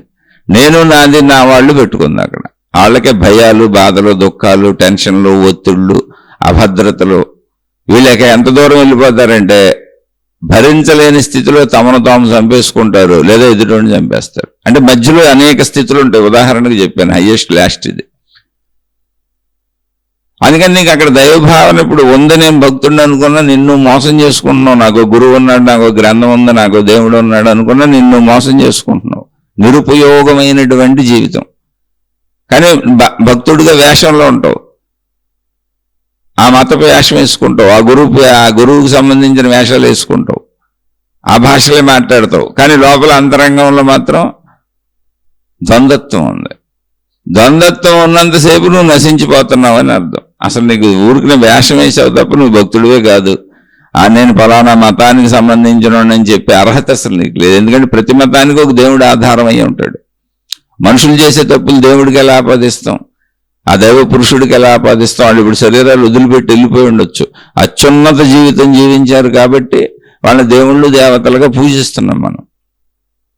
కాబట్టి ఆ మతంలో మనుషులు చేసే తప్పులు ఆ దేవుళ్ళకి ఆపాదించబడవు. నువ్వు మతాన్ని అడ్డుపెట్టుకొని జీవిస్తున్నావు అంతే. నీలో దైవభావం లేదు, మతభావం లేదు. నీ ఆచార సాంప్రదాయాలు, నీ వేషధారణలన్నీ డాంబికాలు, మోసాలు. ఒకవేళ కాదు నాకు దైవభావన ఉంది, మతభావన ఉంది, గురుభావన ఉంది, గ్రంథభావన ఉంది, జ్ఞానభావన ఉంది అంటే ఏకత్వంలో నడుస్తావు. ద్వంద్వత్వం పుట్టొచ్చు. రెండో దాన్ని చెడుని విసిరేస్తూ ఉంటావు, మంచిని పెట్టుకెళ్ళిపోతూ ఉంటావు. ఎందుకంటే దైవభావన వచ్చి నీలో ఉన్న చెడుని విసిరేస్తూ ఉంటుంది. విసిరిపారే దాంతో మనకేం పని? దైవభావన ఉంది, దేవుడు ఉన్నాడు, దేవత ఉంది, నా దైవత్వం ఉంది, ఇక్కడ సృష్టి మొత్తం నా దైవత్వంతోనే నడుస్తుంది. అప్పుడు నువ్వు అద్వైతంలో సాగుతావు. అద్వైతం అంటే ఏకభావనలో. అద్వైతంలో సాగుతున్నప్పుడు నువ్వు పనులన్నీ అద్వైతంలో చేస్తావు, ఏకభావంలో చేస్తావు, ధర్మంలో, మంచిలో, సత్యంలో చేస్తావు. వచ్చే ఫలితాలను సంతృప్తిగా స్వీకరిస్తావు. తక్కువ ఎక్కువ అసలు బేరీజ్ వెయ్యవు. అక్కడ పాయింట్ అది. ఆ మనసు పుట్టదు, బేరీజు వేసే మనసే పుట్టదు. బేరీజు వేసే మనసు పుడుతుంది. తక్కువ వచ్చింది, ఎక్కువ వచ్చింది, లాభం వచ్చింది, నష్టం వచ్చింది అంటే మళ్ళీ ద్వైతంలోకి వెళ్ళిపోయావు. రెండు పుడుతున్నాయి. దాని నుంచి నీకు సుఖం పుడుతుంది, దుఃఖం పుడుతుంది, లాభ నష్టాల భావన వచ్చేసింది. మళ్ళీ అక్కడి నుంచి ఎప్పుడైతే వచ్చిందో దైవభావన పోయిందని అర్థం. క్రియ చేసేటప్పుడు కానీ, క్రియా ఫలితాన్ని అనుభవించేటప్పుడు కానీ జీవితంలో ఎక్కడైనా ద్వైత భావన వచ్చింది అంటే నువ్వు దైవభావాన్ని విసిరేసావని అర్థం.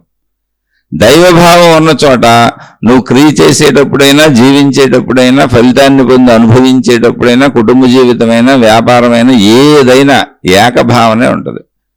ఏకభావంలో ఫలితాలు అనుభవించేటప్పుడు సంతృప్తి. ఆ భార్యతో సంతృప్తి, ఆ భర్తతో సంతృప్తి, ఆ పిల్లలతో సంతృప్తి. అంటే అసలు ద్వంద్వ భావన పుట్టదు. అబ్బా ఇలాంటి భార్య కాకుండా ఇంకో భార్య అయి ఉంటే అనే భావనే పుట్టదు. అసలు పుట్టనే పుట్టదు. ఆ ద్వంద్వ భావన పుడుతుంది అంటే నీ దైవభావాన్ని విసిరేసావని అర్థం. ఎందుకని? నీకు ఆ భార్య కావాలి, ఆ భర్తే ఉండాలి కాబట్టి అది దైవ ప్రసాదం. ఇప్పుడు దైవ భావన అంటే ఏంటి? ఏదుందో అది నాకు దైవము చే ఇవ్వబడింది. సృష్టి మొత్తం దైవంతో నడపబడుతుంది అంటే ఏంటి? ఏదుందో అది నాకు దైవము చే ఇవ్వబడింది. అప్పుడు నువ్వు మరి రెండోది ఎలా ఆలోచిస్తావు? ఆలోచిస్తున్నావు అంటే ద్వంద్వ భావన పుడుతుంది అంటే నువ్వు దైవభావాన్ని విసిరేసావు. నువ్వు దైవానికి సంబంధించిన వ్యక్తివే కాదు, ఊరినే పైకి చెప్పుకు తిరుగుతున్నావు. ఒకవేళ కాదు నిజంగా చెబుతున్నానండి అన్న నిన్ను మోసం చేసుకుంటున్నావు. ఇక్కడ ఒకటి గుర్తుపెట్టుకోండి, అసలు ఎవరు ఇక్కడ ఇంకో రెండవ వాళ్ళని మోసం చేయలేరు. నిజంగా ఒక దొంగ ఎవరి దగ్గర డబ్బులు ఎత్తుకుపోయే దొంగ కూడా, ఎవరినో చంపేసి ఏదన్నా లాక్కుపోయే దొంగ కూడా తనను తానే మోసం చేసుకుంటున్నాడు. రెండవ వాడిని ఏమీ చేయలేడు. అదేంటండి వాడిని చంపేశాడు, ఎత్తుకుపోయాడు కదా అంటే ఇక్కడ కర్మ సిద్ధాంతం పనిచేస్తూ ఉంటుంది. అంతకు మించి మాట్లాడకూడదు. ఇంకా అర్థం చేసుకెళ్ళిపోయినది అంతే. మళ్ళీ అక్కడ ప్రశ్నలు లేవు. కర్మ సిద్ధాంతం పనిచేస్తుంది. ప్రపంచంలో అందరినీ చంపేయట్లేదుగా. కోటాను కోట్ల మందిలో ఆ ఒక్క వ్యక్తినే ఎందుకు చంపేసి పొడి చేసి డబ్బులు ఎత్తుకుపోయారు? కోటాను కోట్ల మందిలో ఆ ఇంటి మీదే పడి ఎందుకు దోచుకున్నారు? అంటే వీళ్ళు చేసినవి ఏమున్నాయో. ఇప్పుడు అక్కడ దైవం అనుమతించకపోతే, విశ్వశక్తి అనుమతించకపోతే ఆ ఇంటి మీద దాడి జరుగుద్దా? వాళ్ళ ఒంటి మీద దాడి జరుగుద్దా? వాళ్ళ ధనం మీద దాడి జరుగుద్దా? అనుమతించడం అనేది ఒకటి జరిగింది అక్కడ. ఎవరు? విశ్వశక్తి, సృష్టి శక్తి. అంటే కర్మ సిద్ధాంతం ఏదో ఉంది, మనకు తెలియదు. వీళ్ళు ఎన్ని తప్పులు చేస్తున్నారు అక్కడ. మనం దోచుకుపోయిన దొంగ గురించి వార్తల్లో చదివాం తప్ప ఎవరి దగ్గర దోచుకుపోయాడో వాళ్ళు ఎలా ఎంత పెద్ద దొంగలో మనకు తెలియదు. ఇప్పుడు లంచాలు తీసుకొని పీల్చి పిప్పి చేసి ఒక ఆఫీసర్ పోస్టులో ఒక ఆయన కూర్చున్నాడు. లంచాలు తీసుకొని పీల్చి పిప్పి చేస్తున్నాడు. పాపం లంచాలు అక్కడ ఏముంది? అది ఇప్పుడు దొంగలా కనపడతలా, హోదాలో అత్యధిక ఉన్నత పదవిలో ఉన్నటువంటి అధికారిలా కనపడుతున్నాడు. ఊరిని ఉదాహరణ చెబుతున్నా. తనకు సాగింది కదా అని లంచాలు అడుగుతున్నాడు. ఇస్తే తప్ప చేయనంటున్నాడు. ఎదుటోడి పరిస్థితి తనకు అనవసరం. అలా పనులు చేయించుకోలేక, అంత డబ్బులు ఇవ్వలేక ఎవరైనా ఆత్మహత్యలు చేసి చచ్చిపోయారేమో. అనేక మంది నానా పాటలు, నానా బాధలు పడిచ్చారేమో. ఎన్నో కష్ట నష్టాలకు ఓర్చుకొని ఇచ్చి పనులు చేయించుకున్నారేమో. ఇప్పుడు ఆ పాపం ఎవరికి ఇవ్వాలి? అందుకని ఇతని వలన చనిపోయిన వాళ్ళు ఉంటే ఇతను చంపబడతాడు. ఇతని వలన కష్టపడిన వాళ్ళు ఉంటే ఇతను కష్టపడతాడు. ఇతను స్వీకరించిన ధనముతో, ఇతని కుటుంబంలో ఆ లంచాల ధనంతో ఎంతమంది బతుకుతున్నారో, స్నేహితుల నుంచి అందరూ ఆ లంచాల ధనాన్ని తింటున్న వాళ్ళు ఎంతమంది ఉన్నారో, ఈ పాప ఫలమును అంతమంది అనుభవిస్తారు. కర్మ సిద్ధాంతం అది. కానీ మనకి అతను లంచాల అధికారం తెలియదుగా. ఎవరో రోడ్డు మీద వెళ్తున్నారండి, ఇలా డబ్బు పొడిచేసి చంపేసి పట్టుకుపోయాడు అనేదే చదువుతాం. ఎంత అన్యాయం, ఎంత అక్రమం అంటాం. కానీ సృష్టి, దైవము అనే దానికి సర్వము తెలుసు. యద్భావం తద్భవతి. కర్మ సిద్ధాంతం అది. కనుక అక్కడ కూడా ఏకత్వమే, జరగవలసింది జరిగింది అంతే. అన్ని ఏకత్వ భావాలే పుడతాయి నీకు. అన్ని ఏకత్వ భావాలు పుట్టడం అనేదే అద్వైతము. అది ఎవరికి? సాధకుడి నుంచి మొదలుకొని సాధించేసిన వాడి వరకు అలాగే ఉంటుంది. సాధించేసిన జీవన్ముక్తుడికి అలాంటి ఏకత్వ భావాలే వస్తాయి. అయితే సాధించేసిన జీవన్ముక్తుడికి ద్వంద్వ భావాలు చాలా తక్కువ వస్తాయి, ఏకత్వ భావాలు ఎక్కువ వస్తాయి. సాధన దశలో ఉన్నవాడికి ద్వంద్వ భావాలు అన్నీ వస్తానే ఉంటాయి. అందులోంచి చెడును తీసి అవతల పారేసి ఏకత్వాన్ని ప్రాక్టీస్ చేసుకుంటూ వెళ్ళిపోతుంటాడు. అది సాధన అంటే. ఏం సాధన చేస్తున్నామని కాదు, అంతరంగంలో పుట్టే ద్వంద్వ భావాలు, అందులో చెడును తీసేసి నేను మంచిగా మాత్రమే జీవిస్తాను అనే ఏకత్వాన్ని నీకు అలవాటు చేసుకుంటున్నావు. ఆ ఏకత్వ స్థితి నీకు జీవన్ముక్త స్థితిని తెస్తుంది. అందుకని మంచిగా ఉండాలి. అక్కడ ద్వంద్వ స్థితి లేదు. అది జాగ్రత్తగా తెలుసుకోవాలి. అందుకని జీవన్ముక్తుడు ఎలా ఉంటాడు, మామూలుడు ఎలా ఉంటాడు కాదు. మామూలుడు కూడా సాధన మొదలుపెట్టిన నుంచి జీవన్ముక్తుల్లానే ఏకత్వ స్థితిని అనుభవిస్తూ చేసుకుంటూ వెళ్ళాల్సిందే. ద్వంద్వత్వాన్ని పోగొట్టుకోవాల్సిందే. అలా పోగొట్టుకుంటూ ఏకత్వ స్థితిని బాగా అలవాటు చేసేసుకొని, ఇక ఏకత్వ స్థితి తప్ప అన్యము లేదు, నేను చెయ్యను, అసలు తప్పు నాతో జరగదు అనేటువంటి స్థితికి వచ్చినప్పుడు నీ ప్రాణశక్తిని నువ్వు తెలుసుకునేటువంటి అర్హత వస్తుంది. ఎందుకంటే ఏకత్వం అలవాటైపోయింది. అప్పుడు ఆ ఏకత్వ అనంత ఆత్మశక్తికి గేట్లు తెరుచుకుంటాయి, దారులు తెరుచుకుంటాయి. నీలోనే నీకు ఆ దారి దొరుకుద్ది, నీలోనే నీకు ఆ సమాధానం దొరుకుద్ది. నీ ప్రతి ప్రశ్నకు నీలో సమాధానం ఉద్భవిస్తుంది. అందుకే ఇంతమంది మహాత్ములు, మీరు ఆత్మజ్ఞాన గ్రంథాలు రచించిన వాళ్ళందరూ ఎలా రచించారు? వాళ్ళలోనే వాళ్ళకి తెలిసింది. పురాతన గ్రంథాలకి దర్శనములు అని కూడా పేరుంది. దర్శనములు అంటే ఏంటి? మాలో మేము దర్శించి రచించాము అని. దర్శించాము వాటిని, మాలో మేము దర్శించాము. ఇప్పుడు మీరు అసలు అక్కడ దాకా అక్కర్లే. మీరు ఒకసారి మనిషి యొక్క జ్ఞానతత్వాన్ని గమనిస్తే, భూమి మీద మనం వినియోగించుకుంటున్న వస్తువులు ఎన్నైతే ఉన్నాయో, ఈ వస్తువులన్నీ కూడా మనిషి మేధస్సులోంచి పుట్టినాయి. ముందు మనిషికి తెలీదు, అంటే ప్రశ్నార్థకంగా ఉన్నాయి. కానీ అన్వేషించారు. ఇప్పుడు ఒక వాషింగ్ మిషన్ కనుక్కున్నాడు, ఆఖరికి సామాన్లు కడిగే మిషన్లు కనుక్కున్నారు, ఇల్లు తుడిచే మిషన్లు కనుక్కున్నారు, ఇల్లు అన్ని శుభ్రపరిచే మిషన్లు కనుక్కున్నారు. ఇవన్నీ ఎక్కడి నుంచి పుట్టినాయి? మనిషి తలలోంచి. ఒక గుండు సూది తయారు చేసిన, ఒక పిన్నీస్ తయారు చేసిన, ఒక సూది తయారు చేసిన, ఒక దారం తయారు చేసిన, అక్కడి నుంచి ర్యాకెట్లు తయారు చేసిన, ఇవన్నీ ముందు లేవు. మనిషి తలలో ఒక ప్రశ్న పుట్టింది, దీనికి నాకు ఉపయోగకరమైన వస్తువు కావాలి, ఈ క్రియ జరగాలంటే దాన్ని ఎలా సృష్టించాలి?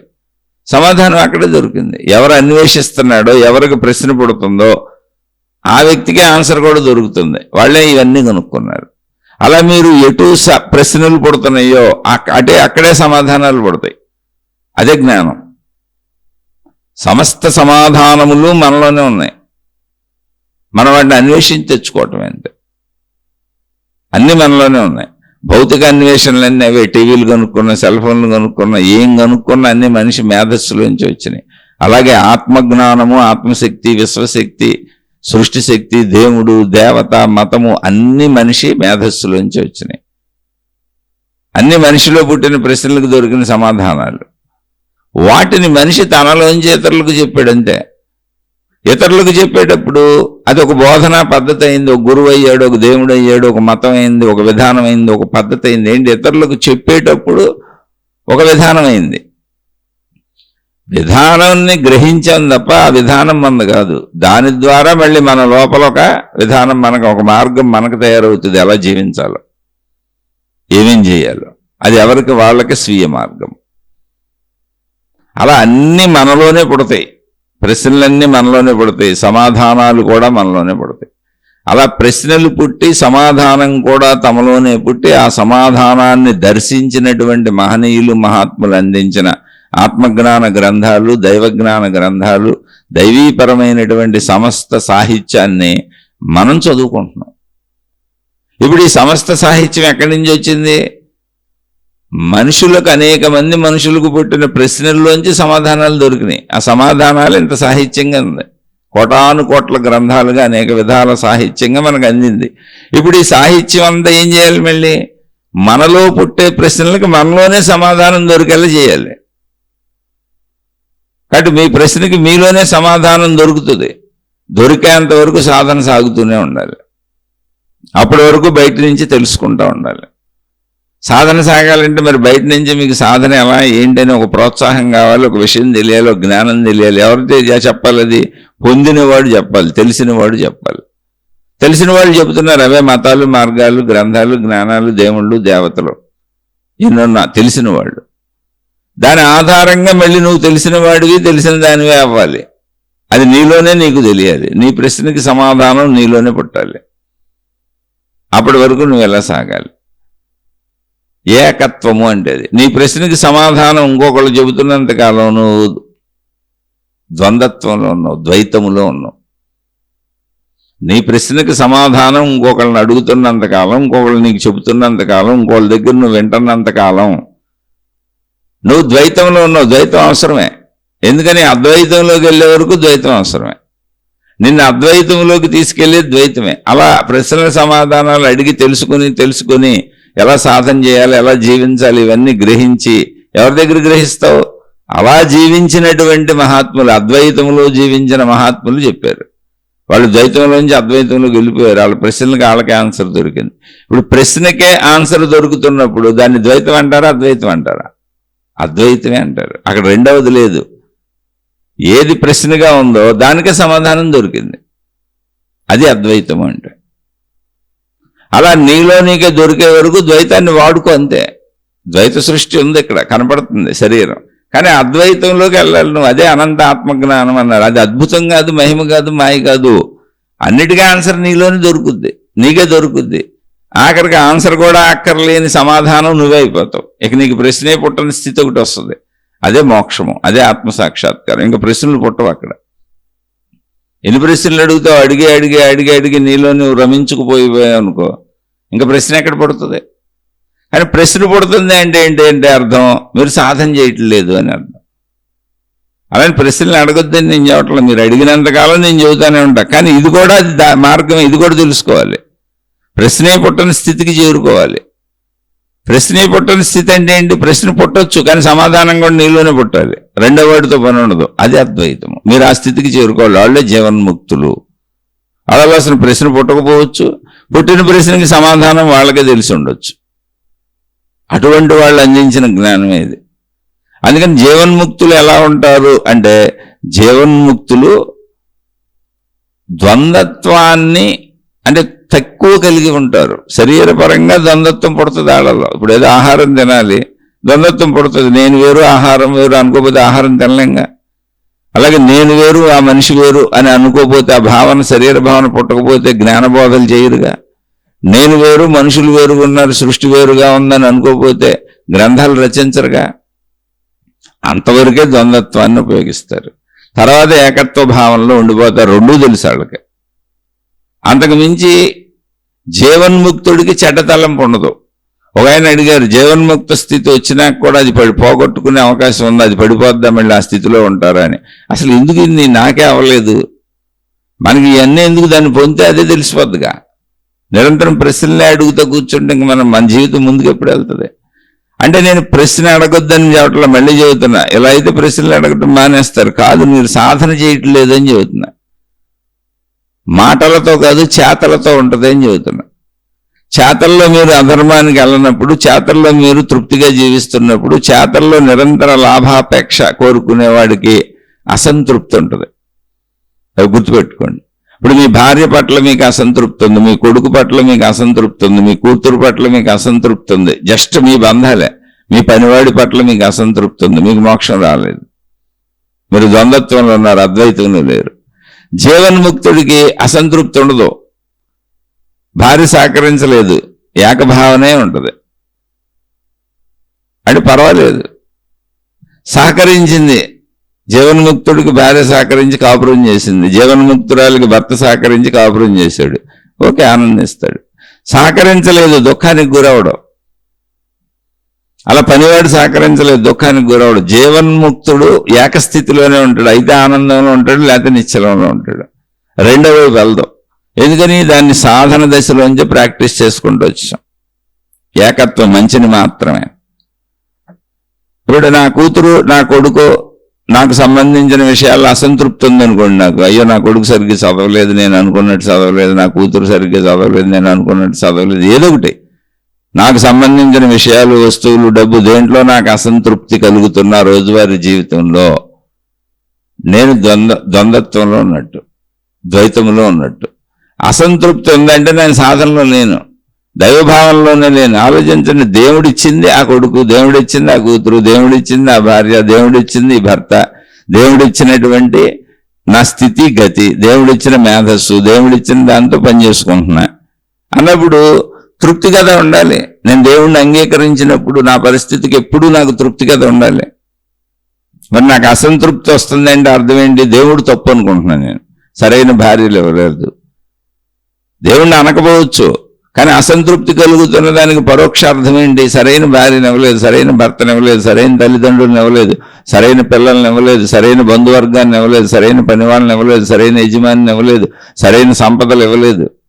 అసంతృప్తికి అర్థం ఏంటి అంటే ఇండైరెక్ట్ గా దేవుడు తప్పని చెబుతున్నాం, ఇండైరెక్ట్ గా సృష్టి తప్పు, విశ్వశక్తి తప్పు, సృష్టి శక్తి తప్పని చెబుతున్నాం. అప్పుడు నువ్వు ద్వంద్వభావంలో ఉన్నావు, అసలు నీకు దైవభావన లేదు. ఇది మనం ఆలోచించవలసిన తీరు. ఇలా ఆలోచిస్తే తప్ప నీకు సత్యం అర్థం కాదు. నిజంగా దైవభావన ఉంటే సాధన దశ నుంచి జీవన్ముక్తుడు అవటం మాట దేవుడి వరకు వదిలేయండి. సాధన దశ నుంచి దైవము అంటే మనం మంచిగా బతకటం అనే ఏకత్వం తప్ప ఇంకా అసలు రెండోది ఎట్టొస్తుంది చెప్పండి? రెండోది వచ్చింది అంటే అది వచ్చినప్పుడు దేవుణ్ణి విసిరేసామని అర్థం, దైవము అనే భావాన్ని విసిరేసామని అర్థం, దైవభావం తీసిపారేసామని అర్థం, దేహభావంతో పనిచేసాం. అప్పుడే లాభము ఇవన్నీ ఉంటాయి. నిరంతర లాభాపేక్ష దుఃఖానికి గురి చేస్తూ ఉంటుంది. దైవం అనుకో, దైవభావన ఉందనుకో, నిరంతర లాభాపేక్ష ఉండదు, నిరంతర తృప్తి ఉంటుంది. ఇవ్వబడింది ఇంతే చాలు. నాకు దైవం ఏదిస్తే అది నాకు మహాప్రసాదము. ఇప్పుడు చూడండి, దేవుడి దగ్గర మనం ఏ మందిరానికో ప్రార్థనాలయానికో వెళ్ళొచ్చినాక దేవుడికి సంబంధించి మనకి ఏదన్నా ఏది ఇచ్చినా, ఇంత వస్తువు పెట్టి తినమన్నా, ఇంత తీర్థం చేతిలో పోసిన ప్రసాదం అంటాం. దైవం తరపు నుంచి మనకి ఇవ్వబడే ప్రతిదాన్ని మన మత ప్రార్థనాలయాలలో ప్రసాదం అనే భావంతో సేకరిస్తాం. అలా జీవితంలో మొత్తం ప్రసాదమే కదా దైవభావన ఉంటే. ఇప్పుడు ఆ భార్య ప్రసాదము, ఆ భర్త ప్రసాదము, ఆ పిల్లల ప్రసాదము, ఆ తల్లిదండ్రుల ప్రసాదము, వాళ్ళ ప్రవర్తనలో వాళ్ళ గుణాలు, వాళ్ళు నన్ను ఇబ్బంది పెట్టడం, నన్ను సుఖపెట్టడం అన్ని ప్రసాదమే. ఇప్పుడు ప్రసాద భావన ఉన్నప్పుడు అసలు సుఖ దుఃఖాలు వస్తాయా? ఇప్పుడు మన ప్రార్థనాలయానికి వెళ్ళాం, మన చేతిలో ఎంత తినే పదార్థం పెట్టారు, దైవ ప్రసాదం అని దర్శనం చేసుకొని వస్తుంటే, ఇప్పుడు అది తింటున్నప్పుడు రుచి బాగోలేదు, చిచ్చి దరిద్రంగా ఉండారని ఊసేస్తామా? ఇంట్లో లాగా ఊసేయంగా. చేతిలో తీర్థం పోశారు, పారబోయింగా, అబ్బాయి నాకు నచ్చలేదని. చక్కగా దైవభావంతో తీర్థం తీసుకుంటాం, ప్రసాదం తినేసి వస్తాం. అందులో రుచులు వెతకం. అలాగే జీవితం మొత్తం ఏమి వెతకం, నీకు అనిపించదు. ఎందుకని? దైవభావన ఉంటే. నీకు దైవభావన లేదు కనుకనే నువ్వు వెతుకుతున్నావు. ఇల్లు బాగోలేదంటావు, వాళ్ళు బాగోలేదంటావు. ఇప్పుడు ఆ రుచులు ఎలా అయితే ఉప్పు తగ్గింది, కారం తగ్గింది, పులుపు తగ్గింది అని ఇంట్లో గొడవలు పడతావో, రుచి బాగోలేదంటావో, ఈ బట్టలు బాగోలేదు, ఈ చెప్పులు బాగోలేదు, ఈ వస్తువులు బాగోలేదు, అవి బాగోలేదు, ఈ బాగోలేదు అంటావు. ఇదంతా బాగోలేదు అనేదంతా నువ్వు నీ పరంగా శరీర భావంలోని చెబుతున్నావు, ఇంకో శరీరానికి చెబుతున్నావు, ఇంకో విషయాలకి చెబుతున్నావు, రైటే. కానీ ఇండైరెక్ట్ గా అక్కడ నువ్వేం చెబుతున్నావు? నువ్వు బాగోలేదు అన్న ప్రతిదీ దైవ సృష్టి తప్పని చెబుతున్నావు. దైవ భావనని తీసి అవతల పారేశావు. దైవ భావన ఎప్పుడూ కూడా ప్రసాద భావనగా ఉంటుంది. ఏది ఇవ్వబడితే అది ప్రసాదం. ఇంకొకరితో పోల్చుకోవటానికి లేదు. వాళ్ళ ప్రసాదం వాళ్ళదే, నీ ప్రసాదం నీది. ఇప్పుడు గుళ్ళోకి వెళ్ళో లేకపోతే మందిరంలోకి వెళ్ళో లేదా మీ ప్రార్థనాలయంలోకి వెళ్ళి లైన్గా వెళ్తున్నప్పుడు ప్రసాదాలు పెడుతున్నప్పుడు ఒకరి చేతిలో ఎక్కువ పెట్టచ్చు, ఒకరి చేతిలో తక్కువ పడవచ్చు. ఆ పెట్టే విధానంలో అక్కడ ఎక్కువ తక్కువలు ఎందుకు చూసుకుంటాం? కొన్నిసార్లు మా ప్రసాదం ఒక రకం ప్రసాదం అయిపోద్ది, ఇంకో రకం పెడతాం మొదలు పెడతారు. అనేక రకాల ప్రసాదాలు తయారు చేసి పంచుతున్నారు అనుకోండి, ఒక రకం అయిపోద్ది, మళ్ళీ ఇంకో రకం పెడతారు. అయ్యో నేను అయిపోయిన రకం తిందాం అనుకుంటున్నానని దుఃఖపడతావా గుళ్ళో? అసలు ఆలోచనే రాదు, నీకు ఏది ఇస్తే తీసుకుంటావు నీ ప్రార్థనాలయంలో. అలా జీవితం మొత్తం దైవభావన ఉన్నప్పుడు సృష్టి అంతా దేవాలయంలో గడుపుతున్నట్టే ఉంటుంది. దొరికేది మనకు కావలసిందంతా ప్రసాదమే. మనకు ఏది దొరికితే అది ప్రసాద భావంతో స్వీకరించడం.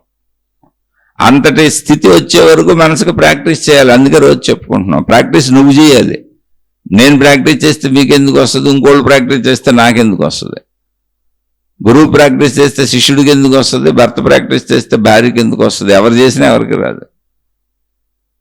ఎవరికి వాళ్ళే ప్రాక్టీస్ చేయాలి. అదే స్వీయానుభవం. అందుకని ఎప్పుడు ప్రశ్నలు వేయటం కాదు, ప్రశ్నలు వేయండి.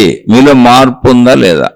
అలానే హఠాత్తుగా మార్పు వస్తుందని నేను చెప్పట్లా. కొద్ది కొద్దిగా మార్పుకు ప్రయత్నించండి. మారుతున్నామని చెప్పండి. మీ మార్పుని కామెంట్లో పెట్టండి, నలుగురికి తెలియజేయండి. ఇలా మాలో గుణమార్పు కలుగుతుందని ఆ కామెంట్లు చదివిన వాళ్ళకి తెలిస్తే మేము కూడా మారాలనుకుంటారు. అందుకని కామెంట్లు పెట్టమంటున్నాను. నా గొప్పలో నా డాంబికాయలు కొట్టుకోవడానికి కాదు. లేకపోతే ఎంతసేపు ఇంకా మార్పు గురించి మాట్లాడరు. బా సూపర్గా చెప్పారండి, భలే చెప్పారండి గురువు గారు, స్వామి గారు, అది ఇది నన్ను పొగిడేసి నాకు నమస్కారం బొమ్మలు పెట్టేసి వాళ్ళు కొత్త ప్రశ్న వేస్తారు. ప్రశ్నలు వేయమని నేనే ఎంకరేజ్ చేస్తున్నా, కానీ మారుతూ ప్రశ్నలు వేయండి అని చెబుతున్నా. మీలో మార్పుని తెలియజేస్తూ, మీరంటే తెలియజేశారంటే ఏంటి? మీలో మార్పుని మీరు గుర్తిస్తున్నారు, మీలో చెడుని మీరు గమనిస్తున్నారు, దాన్ని పోగొట్టుకునే ప్రయత్నం చేస్తున్నారు. అలా మీలో మార్పుని మీరు గమనిస్తూ ద్వైతము నుంచి అద్వైతములోకి రండి. ద్వైతము అంటే మంచి చెడుల భావాలు రెండూ పుడతా ఉంటాయి ప్రతి విషయానికి. తృప్తి అసంతృప్తుల భావాలు రెండూ పుడతా ఉంటాయి ప్రతి అనుభవానికి. ప్రతి పని చేసేటప్పుడు మంచి చెడులు రెండు భావాలు వస్తాయి. చెడ్డగా చేస్తే కొంచెం లాభం వస్తుంది అనుకుంటే చెడ్డగా చేసేస్తాం. ఇప్పుడు మంచిగా చేసేవాళ్ళు అందరూ మంచోళ్ళని కాదు. మంచిగా చేస్తే లాభం వస్తుంది అనుకున్నప్పుడు మంచిగా చేస్తారు, మంచిగా మాట్లాడతారు. చెడ్డగా చేస్తే లాభం వస్తుంది అనుకున్నప్పుడు చెడ్డగా చేస్తారు, చెడుగా ప్రవర్తిస్తారు, చెడుగా మాట్లాడతారు. కాబట్టి అక్కడ వాళ్ళు మంచి చేసినా చెడు చేసినా వాళ్ళ లాభాపేక్షలో ఉన్నారు. ఈ లాభాపేక్షలో ద్వంద్వత్వపు భావనలు ఎప్పుడు పడతాయి, కానీ ఏకత్వపు భావనే చేసేవాడు సాధకుడు. ఎప్పుడు మంచినే చేసేవాడు సాధకుడు. నాకేమొస్తుందని కాదు, ఎందుకని దైవభావన ఉందిగా పక్కనే. ఇక్కడ చెడుగా కూడా చెడు వైపు వెళ్ళిపోతున్నారు అంటే దైవభావాన్ని విసిరేశారు, దేహభావంలో ఇరుక్కుపోయారు. దేహభావం ఉన్నప్పుడు చెడు చేస్తావు అంటే నువ్వు స్వతంత్రంగా ఆలోచించుకుంటున్నావు, ఇది నాకు లాభం వస్తుందని. దైవభావన ఉన్నప్పుడు అసలు నేను చేయటం వరకే, లాభాపేక్ష లేదు, ఏదొస్తే అది పుచ్చుకోవటమే. ప్రసాదం కదా, ప్రసాదంలో లాభ నష్టాలు ఎందుకు ఉంటాయి? ప్రసాదం ఎంత పెడితే అంత తింటమే, ఏమిస్తే అది పుచ్చుకోవటమే, అసలు ఎక్స్పెక్టేషన్ ఉండదు. అదే నిష్కామ కర్మయోగం. దీనికి బరువు పదాలే తప్ప ఆచరించే విధానం ఇది. మీరు ఆలోచిస్తే మీకే తెలుస్తుంది అసలు దేవుణ్ణి, దైవభావం నుండి, దైవ విశ్వాసం నుండి, దేవుడే సృష్టికి కర్త, కర్మ, క్రియ, ఆ దైవత్వము, ఆ దైవశక్తి, విశ్వశక్తి అని అనుకున్నప్పుడు అసలు మనిషి తప్పు ఎలా చేస్తాడు? చెయ్యడు కదా. చేస్తున్నాడంటే అనుకోవట్లేదు కదా. ఎందుకని ముప్పు కాలుతుందంటే పట్టుకోవట్లేదుగా, ఎవరో పట్టుకోవట్లే. ఒకవేళ ఎవరైనా ఇప్పుడు కూడా పట్టుకుంటున్నారు అంటే మళ్ళీ అది తెలియని చిన్నపిల్లలు ఒకసారి పట్టుకుంటారు. కాలుతుందని తెలియక ముందు పట్టుకుంటారు, కాలుతుందని తెలిసినాక పట్టుకోరు. అలాగే దైవభావన ఉందంటూ వేల వేల లక్షల లక్షల కోట్ల కోట్ల అబద్ధాలు, అసత్యాలు, మోసాలు, తప్పులు, చెడులు చేసుకుంటే ఎలా వెళ్తున్నారు? అంటే కాల్దనేగా, అంటే దేవుడు దైవభావాన్ని విసిరేసేగా. నిప్పు కాల్చదు అనేటువంటి సహజ స్వభావాన్ని, అంటే నిప్పు యొక్క స్వభావాన్ని గుర్తించగా. కానీ దాని సహజ స్వభావం ఏంటి? నొప్పి కాలుస్తుంది. అలాగే దైవము ఉంటే సహజ స్వభావం ఏంటి? దైవ ప్రకారమే ఇదంతా జరుగుతుంది. అప్పుడు ఏది జరిగితే అది ప్రసాదం. నాకంతే, ఏదొస్తే అది ప్రసాదం. నా వరకు చేశానంతే, నాకు తెలిసినంత నేను చేయగలిగినంత చేశాను. ఏదొస్తే అది ప్రసాదం. అలా పర్ఫెక్ట్గా ఏకభావనే ఉంటుంది. ద్వంద్వ భావన ఎప్పుడుందో దైవాన్ని నిశ్రేషం. అందుకని చెడున్న ప్రతి వ్యక్తి అసలు దైవాన్ని ముందు సంపూర్ణంగా తనలో ఇముడ్చుకోలేదు, తెలుసుకోలేదు. ఆ దైవత్వాన్ని సంపూర్ణంగా తాను తీసుకోలేదు. పాక్షికంగా ఎందుకైనా మంచిదిలే, ఎందుకైనా ఉపయోగపడవచ్చు అందరూ అంటున్నారు కదా అని ఆ కాసేపు ఆ వేషధారణ వేసుకుంటున్నారు అంతే. అది ద్వైతము కాదు. సంపూర్ణంగా తెలుసుకుని ఒకే విధానంలో జీవిస్తారు. ఎప్పుడు మంచే, ఎప్పుడు నిజాయితే, ఎప్పుడు సత్యమే, ఎప్పుడు ధర్మమే, ఎప్పుడు తృప్తే. అది అద్వైతము. వాళ్ళు దైవాన్ని కరెక్ట్గా తెలుసుకున్న వాళ్ళు, స్వీకరించిన వాళ్ళు, అనుసరిస్తున్న వాళ్ళు. ఇప్పుడు మీరు ఎక్కడున్నారో మీరే చూసుకోండి.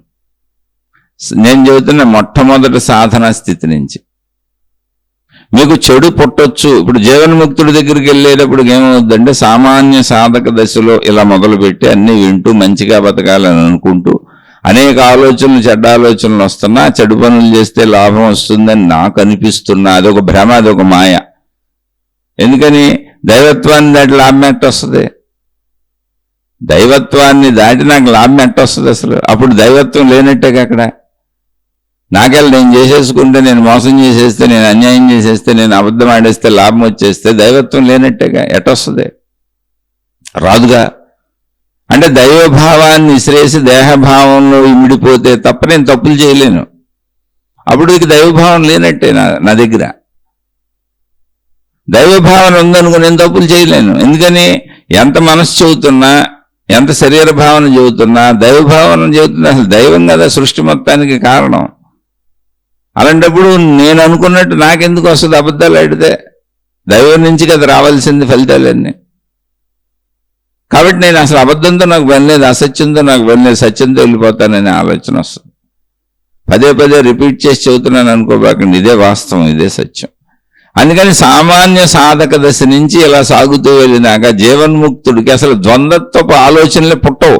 ఎందుకని? అక్కడ దాకా వెళ్ళడానికి సామాన్య స్థితి నుంచి ఏకత్వపు సాధన అద్భుతంగా చేసుకుంటూ వెళ్ళిపోయాడు.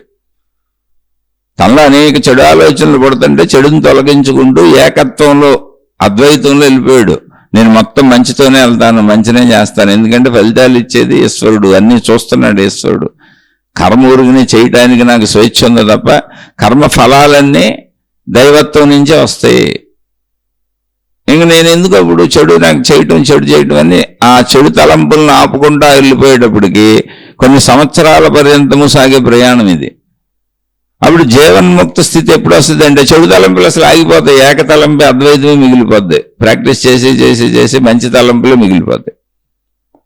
ఆ మంచి తలంపుల్లోంచి తన సంపూర్ణత అర్థమైన జీవన్ముక్తుడు, జీవన్ముక్తురాలకి శరీర భావన పరంగా రెండవ ఆలోచన అంటే శరీరం ఉంది, అన్నం తినాలి, కాలకృత్యాలు తీర్చుకోవాలనేటువంటి భావాలు తప్ప అసలు చెడ్డ భావన ఎప్పుడూ రాదు.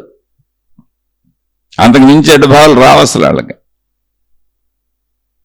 పడుకోవడానికి ఒక ప్లేస్ కావాలి, ఎక్కడ పడితే అక్కడ పడుకుంటారు అంతే. ఎదుంటే అది పడుకుంటారు. అలాంటి భావాలు వస్తాయి తప్ప చెడు భావన పుట్టదు, ద్వంద్వత్వం ఉండదు. ద్వంద్వ భావన వస్తే కేవలము శరీరపరంగా ఇతరులకు మంచి చేయడానికి, ఇతరులకు మేలు చేయడానికి, తన శరీరానికి ఎంత ఆహారం పెట్టడానికి, తన శరీరాన్ని కాపాడుకోవడానికి, తన శరీరం నిద్రపోవడానికి, ఇలాంటి వాటికి వస్తుంది. ఇక ఏకత్వ భావనలో ఉంటుంది. చెడు అనేది అసలు వాళ్ళలో మిగలదు. కాబట్టి ఇప్పుడు మనం చేస్తున్న సాధన ఏంటంటే చెడు నుంచి మంచికి. మంచి చెడులని రెండు ఉన్నాయి. అవి ద్వంద్వత్వం. మనలో నిరంతరం మంచి చెడుల ద్వంద్వత్వ భావనలు పుడుతూ ఉంటాయి. ఇప్పుడు మనం మొత్తం చెడ్డ భావాలను తీసేసే ప్రయత్నం చేస్తున్నాం. తీస్తే ఏం మిగిలిపోద్ది? మంచి మిగిలిపోద్ది. మంచి అద్వైతము అంటే రెండవది లేదు. అద్వైతం అంటే ఏంటి? ఉన్నదొకటే, రెండవది లేదు. ఆ ఉన్నదొకటే రెండవది లేదు అనే దాంట్లో చెడుని మొత్తం తొలగించేసి ఉన్నదొకటేని మంచిని ఉంచుకున్నప్పుడు ఆ మంచే మోక్షము అనేటువంటి స్థితిని కలిగింపజేస్తుంది. ఉన్నదొకటే అనేటువంటి అనంతత్వపు సత్యాన్ని కూడా తెలియజేస్తుంది. అదేనా ఆత్మశక్తికి దారి అక్కడి నుంచి మొదలవుద్ది. అందుకని నువ్వు ఇప్పుడు ద్వంద్వంలో ద్వైతంలోంచి నువ్వు సాధన అంటే అద్వైతంలోకి వెళ్ళటం. సాధన అంటే ఏంటి? ఏం సాధనలు చేశారు అది గొప్పది కాదు, సాధన విధానం గొప్పది కాదు, సాధన పద్ధతి గొప్పది కాదు, సాధన చెబుతున్నోడు గొప్పడు కాదు, సాధన చెప్పినోడు గొప్పడు కాదు, సాధన గ్రంథాలు గొప్పవి కాదు, సాధనకు సంబంధించి ఏది గొప్పది కాదు బయటవి అవన్నీ. ఇందులో గొప్పది ఏంటి అంటే సాధన నువ్వు చేయగలుగుతున్నావు, ఆ సాధన చేసేవాడు గొప్పవాడు. ద్వైతంలోంచి అద్వైతంలోకి వెళ్ళగలుగుతున్నావా? ఎందుకంటే వాళ్ళు చెప్పారు నోటి మాట, అది వెళ్ళటం నీది కదా. వెళ్ళటం అనే పని నువ్వుగా చేయాలి. 100 కేజీలు బస్తా కొంచెం ఎత్తుకొని అక్కడ పెట్టేయండి అన్నావు అనుకోండి, అది నోటి మాట. కానీ అది ఎత్తటం అక్కడ పెట్టడం చేయవలసిందే నువ్వు కదా. 100 కేజీలు బరువు మోయాల్సిందే. అన్నీ అంతే. నువ్వు మంచిగా ఉండు, నువ్వు మంచిగా ఉండు, నువ్వు మంచిగా ఉండు అని వేల రకాలుగా చెప్పినా, కోట్ల రకాలుగా చెప్పినా, సాధనా పద్ధతులు చెప్పినా ఒట్టి నోటి మాటలు. 100 కిలోలు బస్తా ఎత్తేవాడికి తెలుస్తుంది బరువు. అందుకని ఇప్పుడు ఎవరు గొప్ప ఇక్కడ అంటే నువ్వు గొప్ప. నువ్వు అద్వైతము మంచి చెడుల ద్వైతములోంచి నిరంతరం లోపల పుట్టే మంచి చెడుల ద్వైతంలోంచి అద్వైతంలోకి రావాలి. చెడుని తీసేసి ఒకటే ఉంచుకోవాలి, మంచినే ఉంచుకోవాలి. అది అద్వైతం. అలా అద్వైతంలోకి వచ్చిన వాళ్ళకి అది అలవాటు అయిపోయి ద్వైతం పుట్టదు, అసలు రెండవది పుట్టదు. అలా మంచిలోనే ఉండే వాళ్ళకి మళ్ళీ తృప్తి అనేది ద్వైత లక్షణం. తృప్తిగా సంతృప్తిగా ఉంటారు. అసలు ఏమొచ్చిందని లాభాపేక్ష ఉండదు, నిరంతర లాభ ఆలోచనే ఉండదు, అసలు లాభ ఆలోచన ఉండదు. సహజంగా వచ్చినే అనుభవించుకుంటూ వెళ్ళిపోతారు. ఇదే నాకు ఈశ్వర ప్రసాదము, దైవ ప్రసాదము. ద్వంద్వత్వం పుట్టదు. అదే తృప్తి సంతృప్తి. దాని కూడా నువ్వు ప్రాక్టీస్ చేసుకోవాలి. అంటే అద్వైత ప్రాక్టీస్ ఎలా చేయాలి? తృప్తితో, సంతృప్తితో, మంచితనంతో.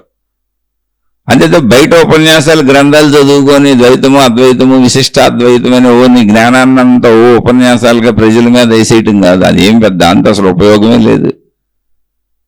ఇగో 10 కేజీలు బస్తా ఎలా ఎత్తేయండి, 20 కేజీలు ఎలా ఎత్తేయండి, 30 కేజీలు ఎలా ఎత్తేయండి, 40 కేజీలు ఎలా ఎత్తేయండి, 50 కేజీలు ఎలా ఎత్తేయండి, 100 కేజీలు ఎలా ఎత్తేయండి, 1000 టన్నులు ఎలా ఎత్తేయండి, టన్నులు ఎలా ఎత్తేయండి అని చెప్పి ప్రవచనకర్తలు ఉపన్యాసకారులు చెప్పేవాళ్ళందరూ కూడా ఎలా ఎత్తాలో చెబుతున్నారు. కానీ ఎత్తేవాడికి కదా తెలిసేది. అందుకని అయితే ఎలా ఎత్తాలో వినాలిగా నువ్వు. అందుకని ఎలా ఎత్తాలో ఇను, అంతవరకే. అంతే గొప్పవి, అవి గొప్పవి కాదు. కానీ ఎత్తవలసింది నువ్వు, బరువు మోయవలసింది నువ్వు. సాధన నీది. ద్వైతంలోంచి అద్వైతంలోకి ప్రవేశించవలసింది నువ్వు. అది తెలుసుకో. ఇది తెలుసుకుంటే అంటే బయట ఉన్నటువంటి మతములు, మార్గములు, గురువులు, దేవుళ్ళు, దేవతలు, జ్ఞాన గ్రంథాలు ఏవైనా అవి అంత గొప్పవి కాదు. అవి ఎంతవరకు గొప్పవి అంటే వాటి నుంచి జ్ఞానాన్ని గ్రహించి నేను ద్వైతంలోంచి అద్వైతంలోకి వెళ్ళాలి అనేటువంటి జ్ఞానం నీకు కలుగుద్దే అది విశిష్ట అద్వైతం. బయట ఉన్నాటిని గుర్తించావు, నీలో నువ్వు అద్వైతం వైపు ప్రయాణించాలి. అలా ప్రయాణించడానికి ఆ జ్ఞానాన్ని నేను వాడుకోవాలి అని బయట నుంచి ఆ జ్ఞానాన్ని తెచ్చుకొని నీ కుటుంబిక పరిస్థితులు, ఆరోగ్య పరిస్థితులు, మానసిక పరిస్థితులు, శారీరక పరిస్థితులు, మొత్తం సామాజిక పరిస్థితులు అన్నింటినీ దృష్టిలో పెట్టుకొని సాధన మొదలెట్టావు. అది విశిష్టాద్వైతం. అంటే దాన్ని గౌరవిస్తున్నావు, బయట ఉన్న అన్నిటినీ గౌరవిస్తున్నావు, నీ సాధనకి విలువిస్తున్నావు. అంటే ముఖ్యమైన విలువ దేనికి ఉందంటే నీ సాధనకి. నువ్వు ద్వైతంలోంచి అద్వైతంలోకి వెళ్ళటానికి, ద్వైతంలోంచి అద్వైతంలోకి వెళ్ళటానికి బయట ఉన్న ఇవన్నీ నీకు సహకరిస్తున్నాయి కనుక అద్వైతం అంటే చెప్పాను. మంచి చెడులు, చెడుని తీసేసి మంచిలో ఉండటమే అద్వైతము. మంచి చెడులు రెండూ ఉండటమే ద్వైతము. ఈ మంచి చెడులు రెండూ ఉన్న స్థితి నుంచి మంచిలో మంచిని మాత్రమే మిగిల్చుకొని చెడును వదిలేసి నేను మంచిలోనే సాగాలి కనుక దీనికి అనువుగా బయట ఉన్నటువంటి మతములు, మార్గములు, గురువులు, దేవుళ్ళు, దేవతలు, విధానములు, జ్ఞాన గ్రంథములు, పద్ధతులు వాటి నుంచి జ్ఞానాన్ని తెచ్చుకొని నేను నాలోని ద్వైతములోంచి నాలోని అద్వైతములోకి వెళ్తాను అనేటువంటిది విశిష్టాద్వైతము. సాధకుడుగా ఆ బయట ఉన్న జ్ఞానాన్ని నువ్వు తెచ్చుకుంటున్నావు, ఆ విశిష్టతని నువ్వు తెచ్చుకుంటున్నావు, నీకు ఉపయోగించుకుంటున్నావు. అక్కడ ఒక విశిష్ట జ్ఞానం బయట ఉంది, వాళ్ళు పొందారు, అది నీది కాదు.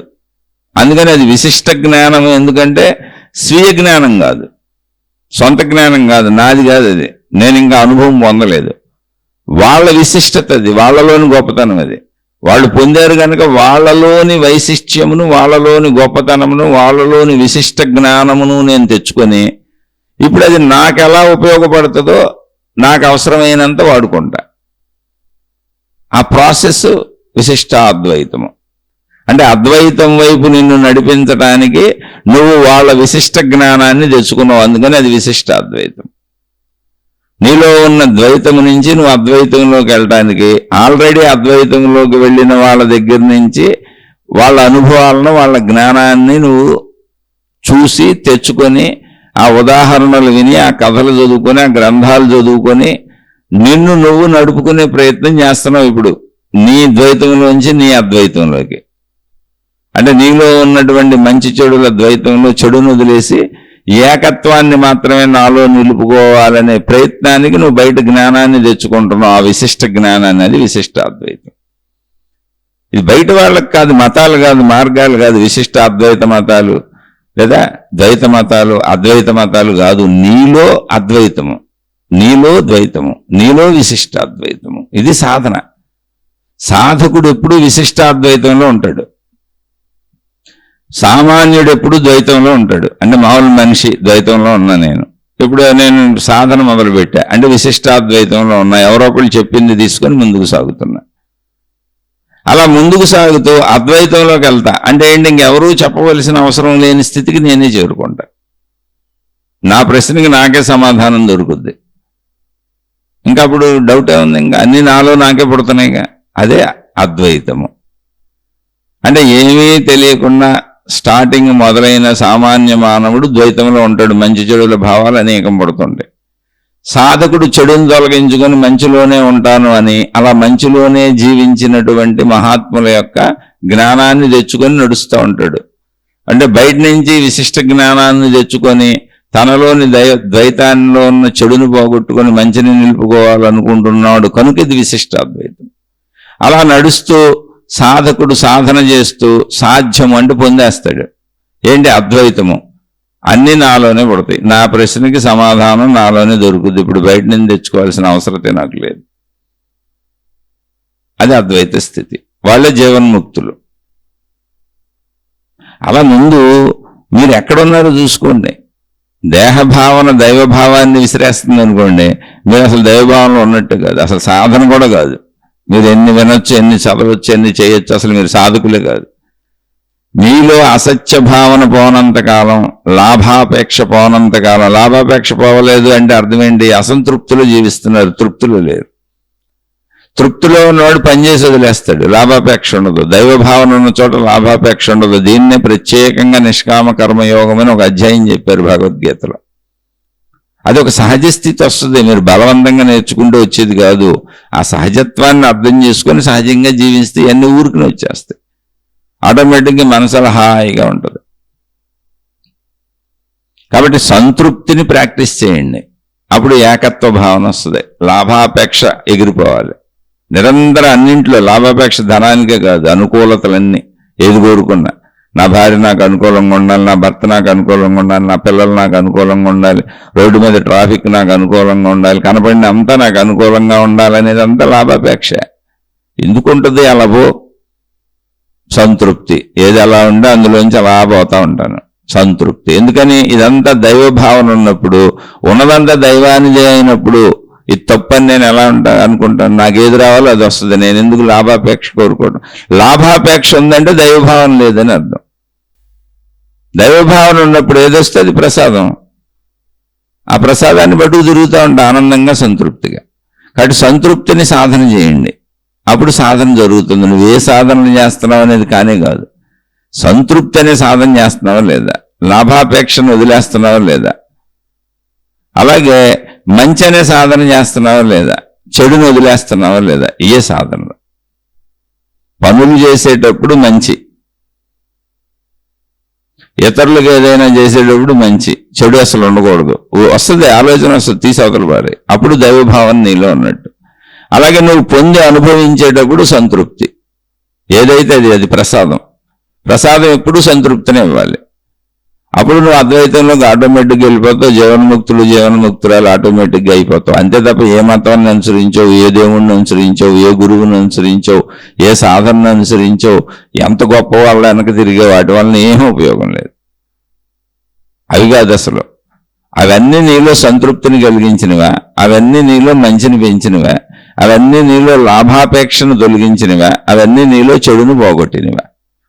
ద్వైతం నుంచి అద్వైతానికి వెళ్ళటమే ఇది. ద్వైతం నుంచి అద్వైతానికి వెళ్ళే మార్గ మధ్యంలో సాధన దశ అంతా విశిష్టాద్వైతం. అంటే సాధకుడు విశిష్టాద్వైతంలో ఉన్నాడు.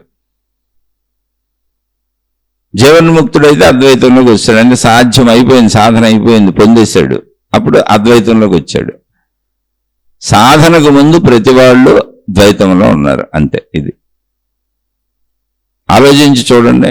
ఒకవేళ మీకు అర్థం కాకపోతే ఏదైనా తప్పకుండా మళ్ళీ అడగండి. ఆ సందేహాలను మళ్ళీ విశ్లేషించుకునే ప్రయత్నం చేద్దాం.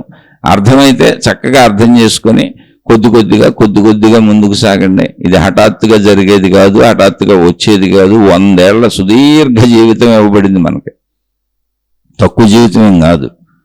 కాబట్టి నిదానంగా అభ్యాసం చేస్తూ చెడును పోగొట్టుకుంటూ మంచిలో ఉండేలా ప్రాక్టీస్ చేయండి.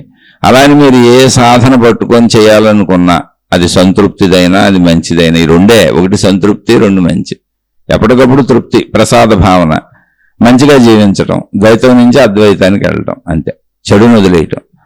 ఏదైనా ఇప్పుడు హఠాత్తుగా ఏదో చేసేయాలనుకోబాకండి. కొద్దిగా శరీరానికి అలవాటు చేస్తూ, మనసుకు అలవాటు చేస్తూ, కుటుంబానికి అలవాటు చేస్తూ, చుట్టూ ఉన్న సమాజానికి మీ పద్ధతులు అలవాటు చేస్తూ కొద్దిగా ముందు మీరు అలవాటు చేసుకుంటూ కొంచెం అడుగులేయండి.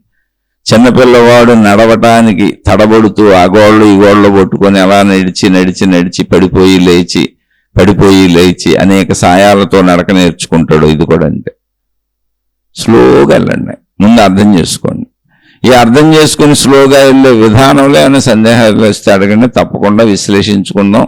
ఇదొక ఆధ్యాత్మిక విద్యాలయము. రోజు మనం ఆధ్యాత్మిక పాఠ్యాంశాలు విద్యార్థులుగా చర్చించుకుంటున్నాం, పఠించుకుంటున్నాం, అంతే. అంతవరకే. నేను అతి సామాన్యుడును, నా దగ్గర ఏ గొప్పతనం లేదు. నాకు అసలు ఎటువంటి ఆత్మానుభవం అవ్వలేదు, ఎటువంటి జ్ఞానానుభవం అవ్వలేదు. అసలు ఆత్మసాక్షాత్కారం అంటే నాకు తెలియదు. నేను ప్రయత్నించుకుంటున్నా మంచిగా బతకటానికి, నాలో ద్వైతాన్ని పోగొట్టుకొని అద్వైత స్థితికి సాగటానికి, లాభాపేక్షను వదిలేసి తృప్తిగా సంతృప్తిగా బతకటానికి నేను ప్రయత్నించుకుంటున్నా. దాన్నే మీతో పంచుకుంటున్నా. ఇది నచ్చని వాళ్ళు, ఇది అర్థం కాలేదు అనుకునేవాళ్ళు, లేదా సరిగ్గా చెప్పలేదు అనుకునేవాళ్ళు, వీడు కూడా చెప్పగలిగిన వాడేనా అనుకునేటువంటి వాళ్ళు, వీరికి ఎన్ని భావాలు కలిగితే అన్ని. మీ అందరికీ మీ పాదాలకు నమస్కారం. మీ మార్గాల్లో మీరు హాయిగా సాగిపోండి. నేను అతి సామాన్యుణ్ణి, అసలు నా గురించి పట్టించుకోబాకండి, వదిలేసి నన్ను క్షమించి మీ మార్గాల్లో మీరు వెళ్ళిపోండి. శుభమస్తు. మీకు మీ కుటుంబ సభ్యులకు మేలు చేకూరుగాక.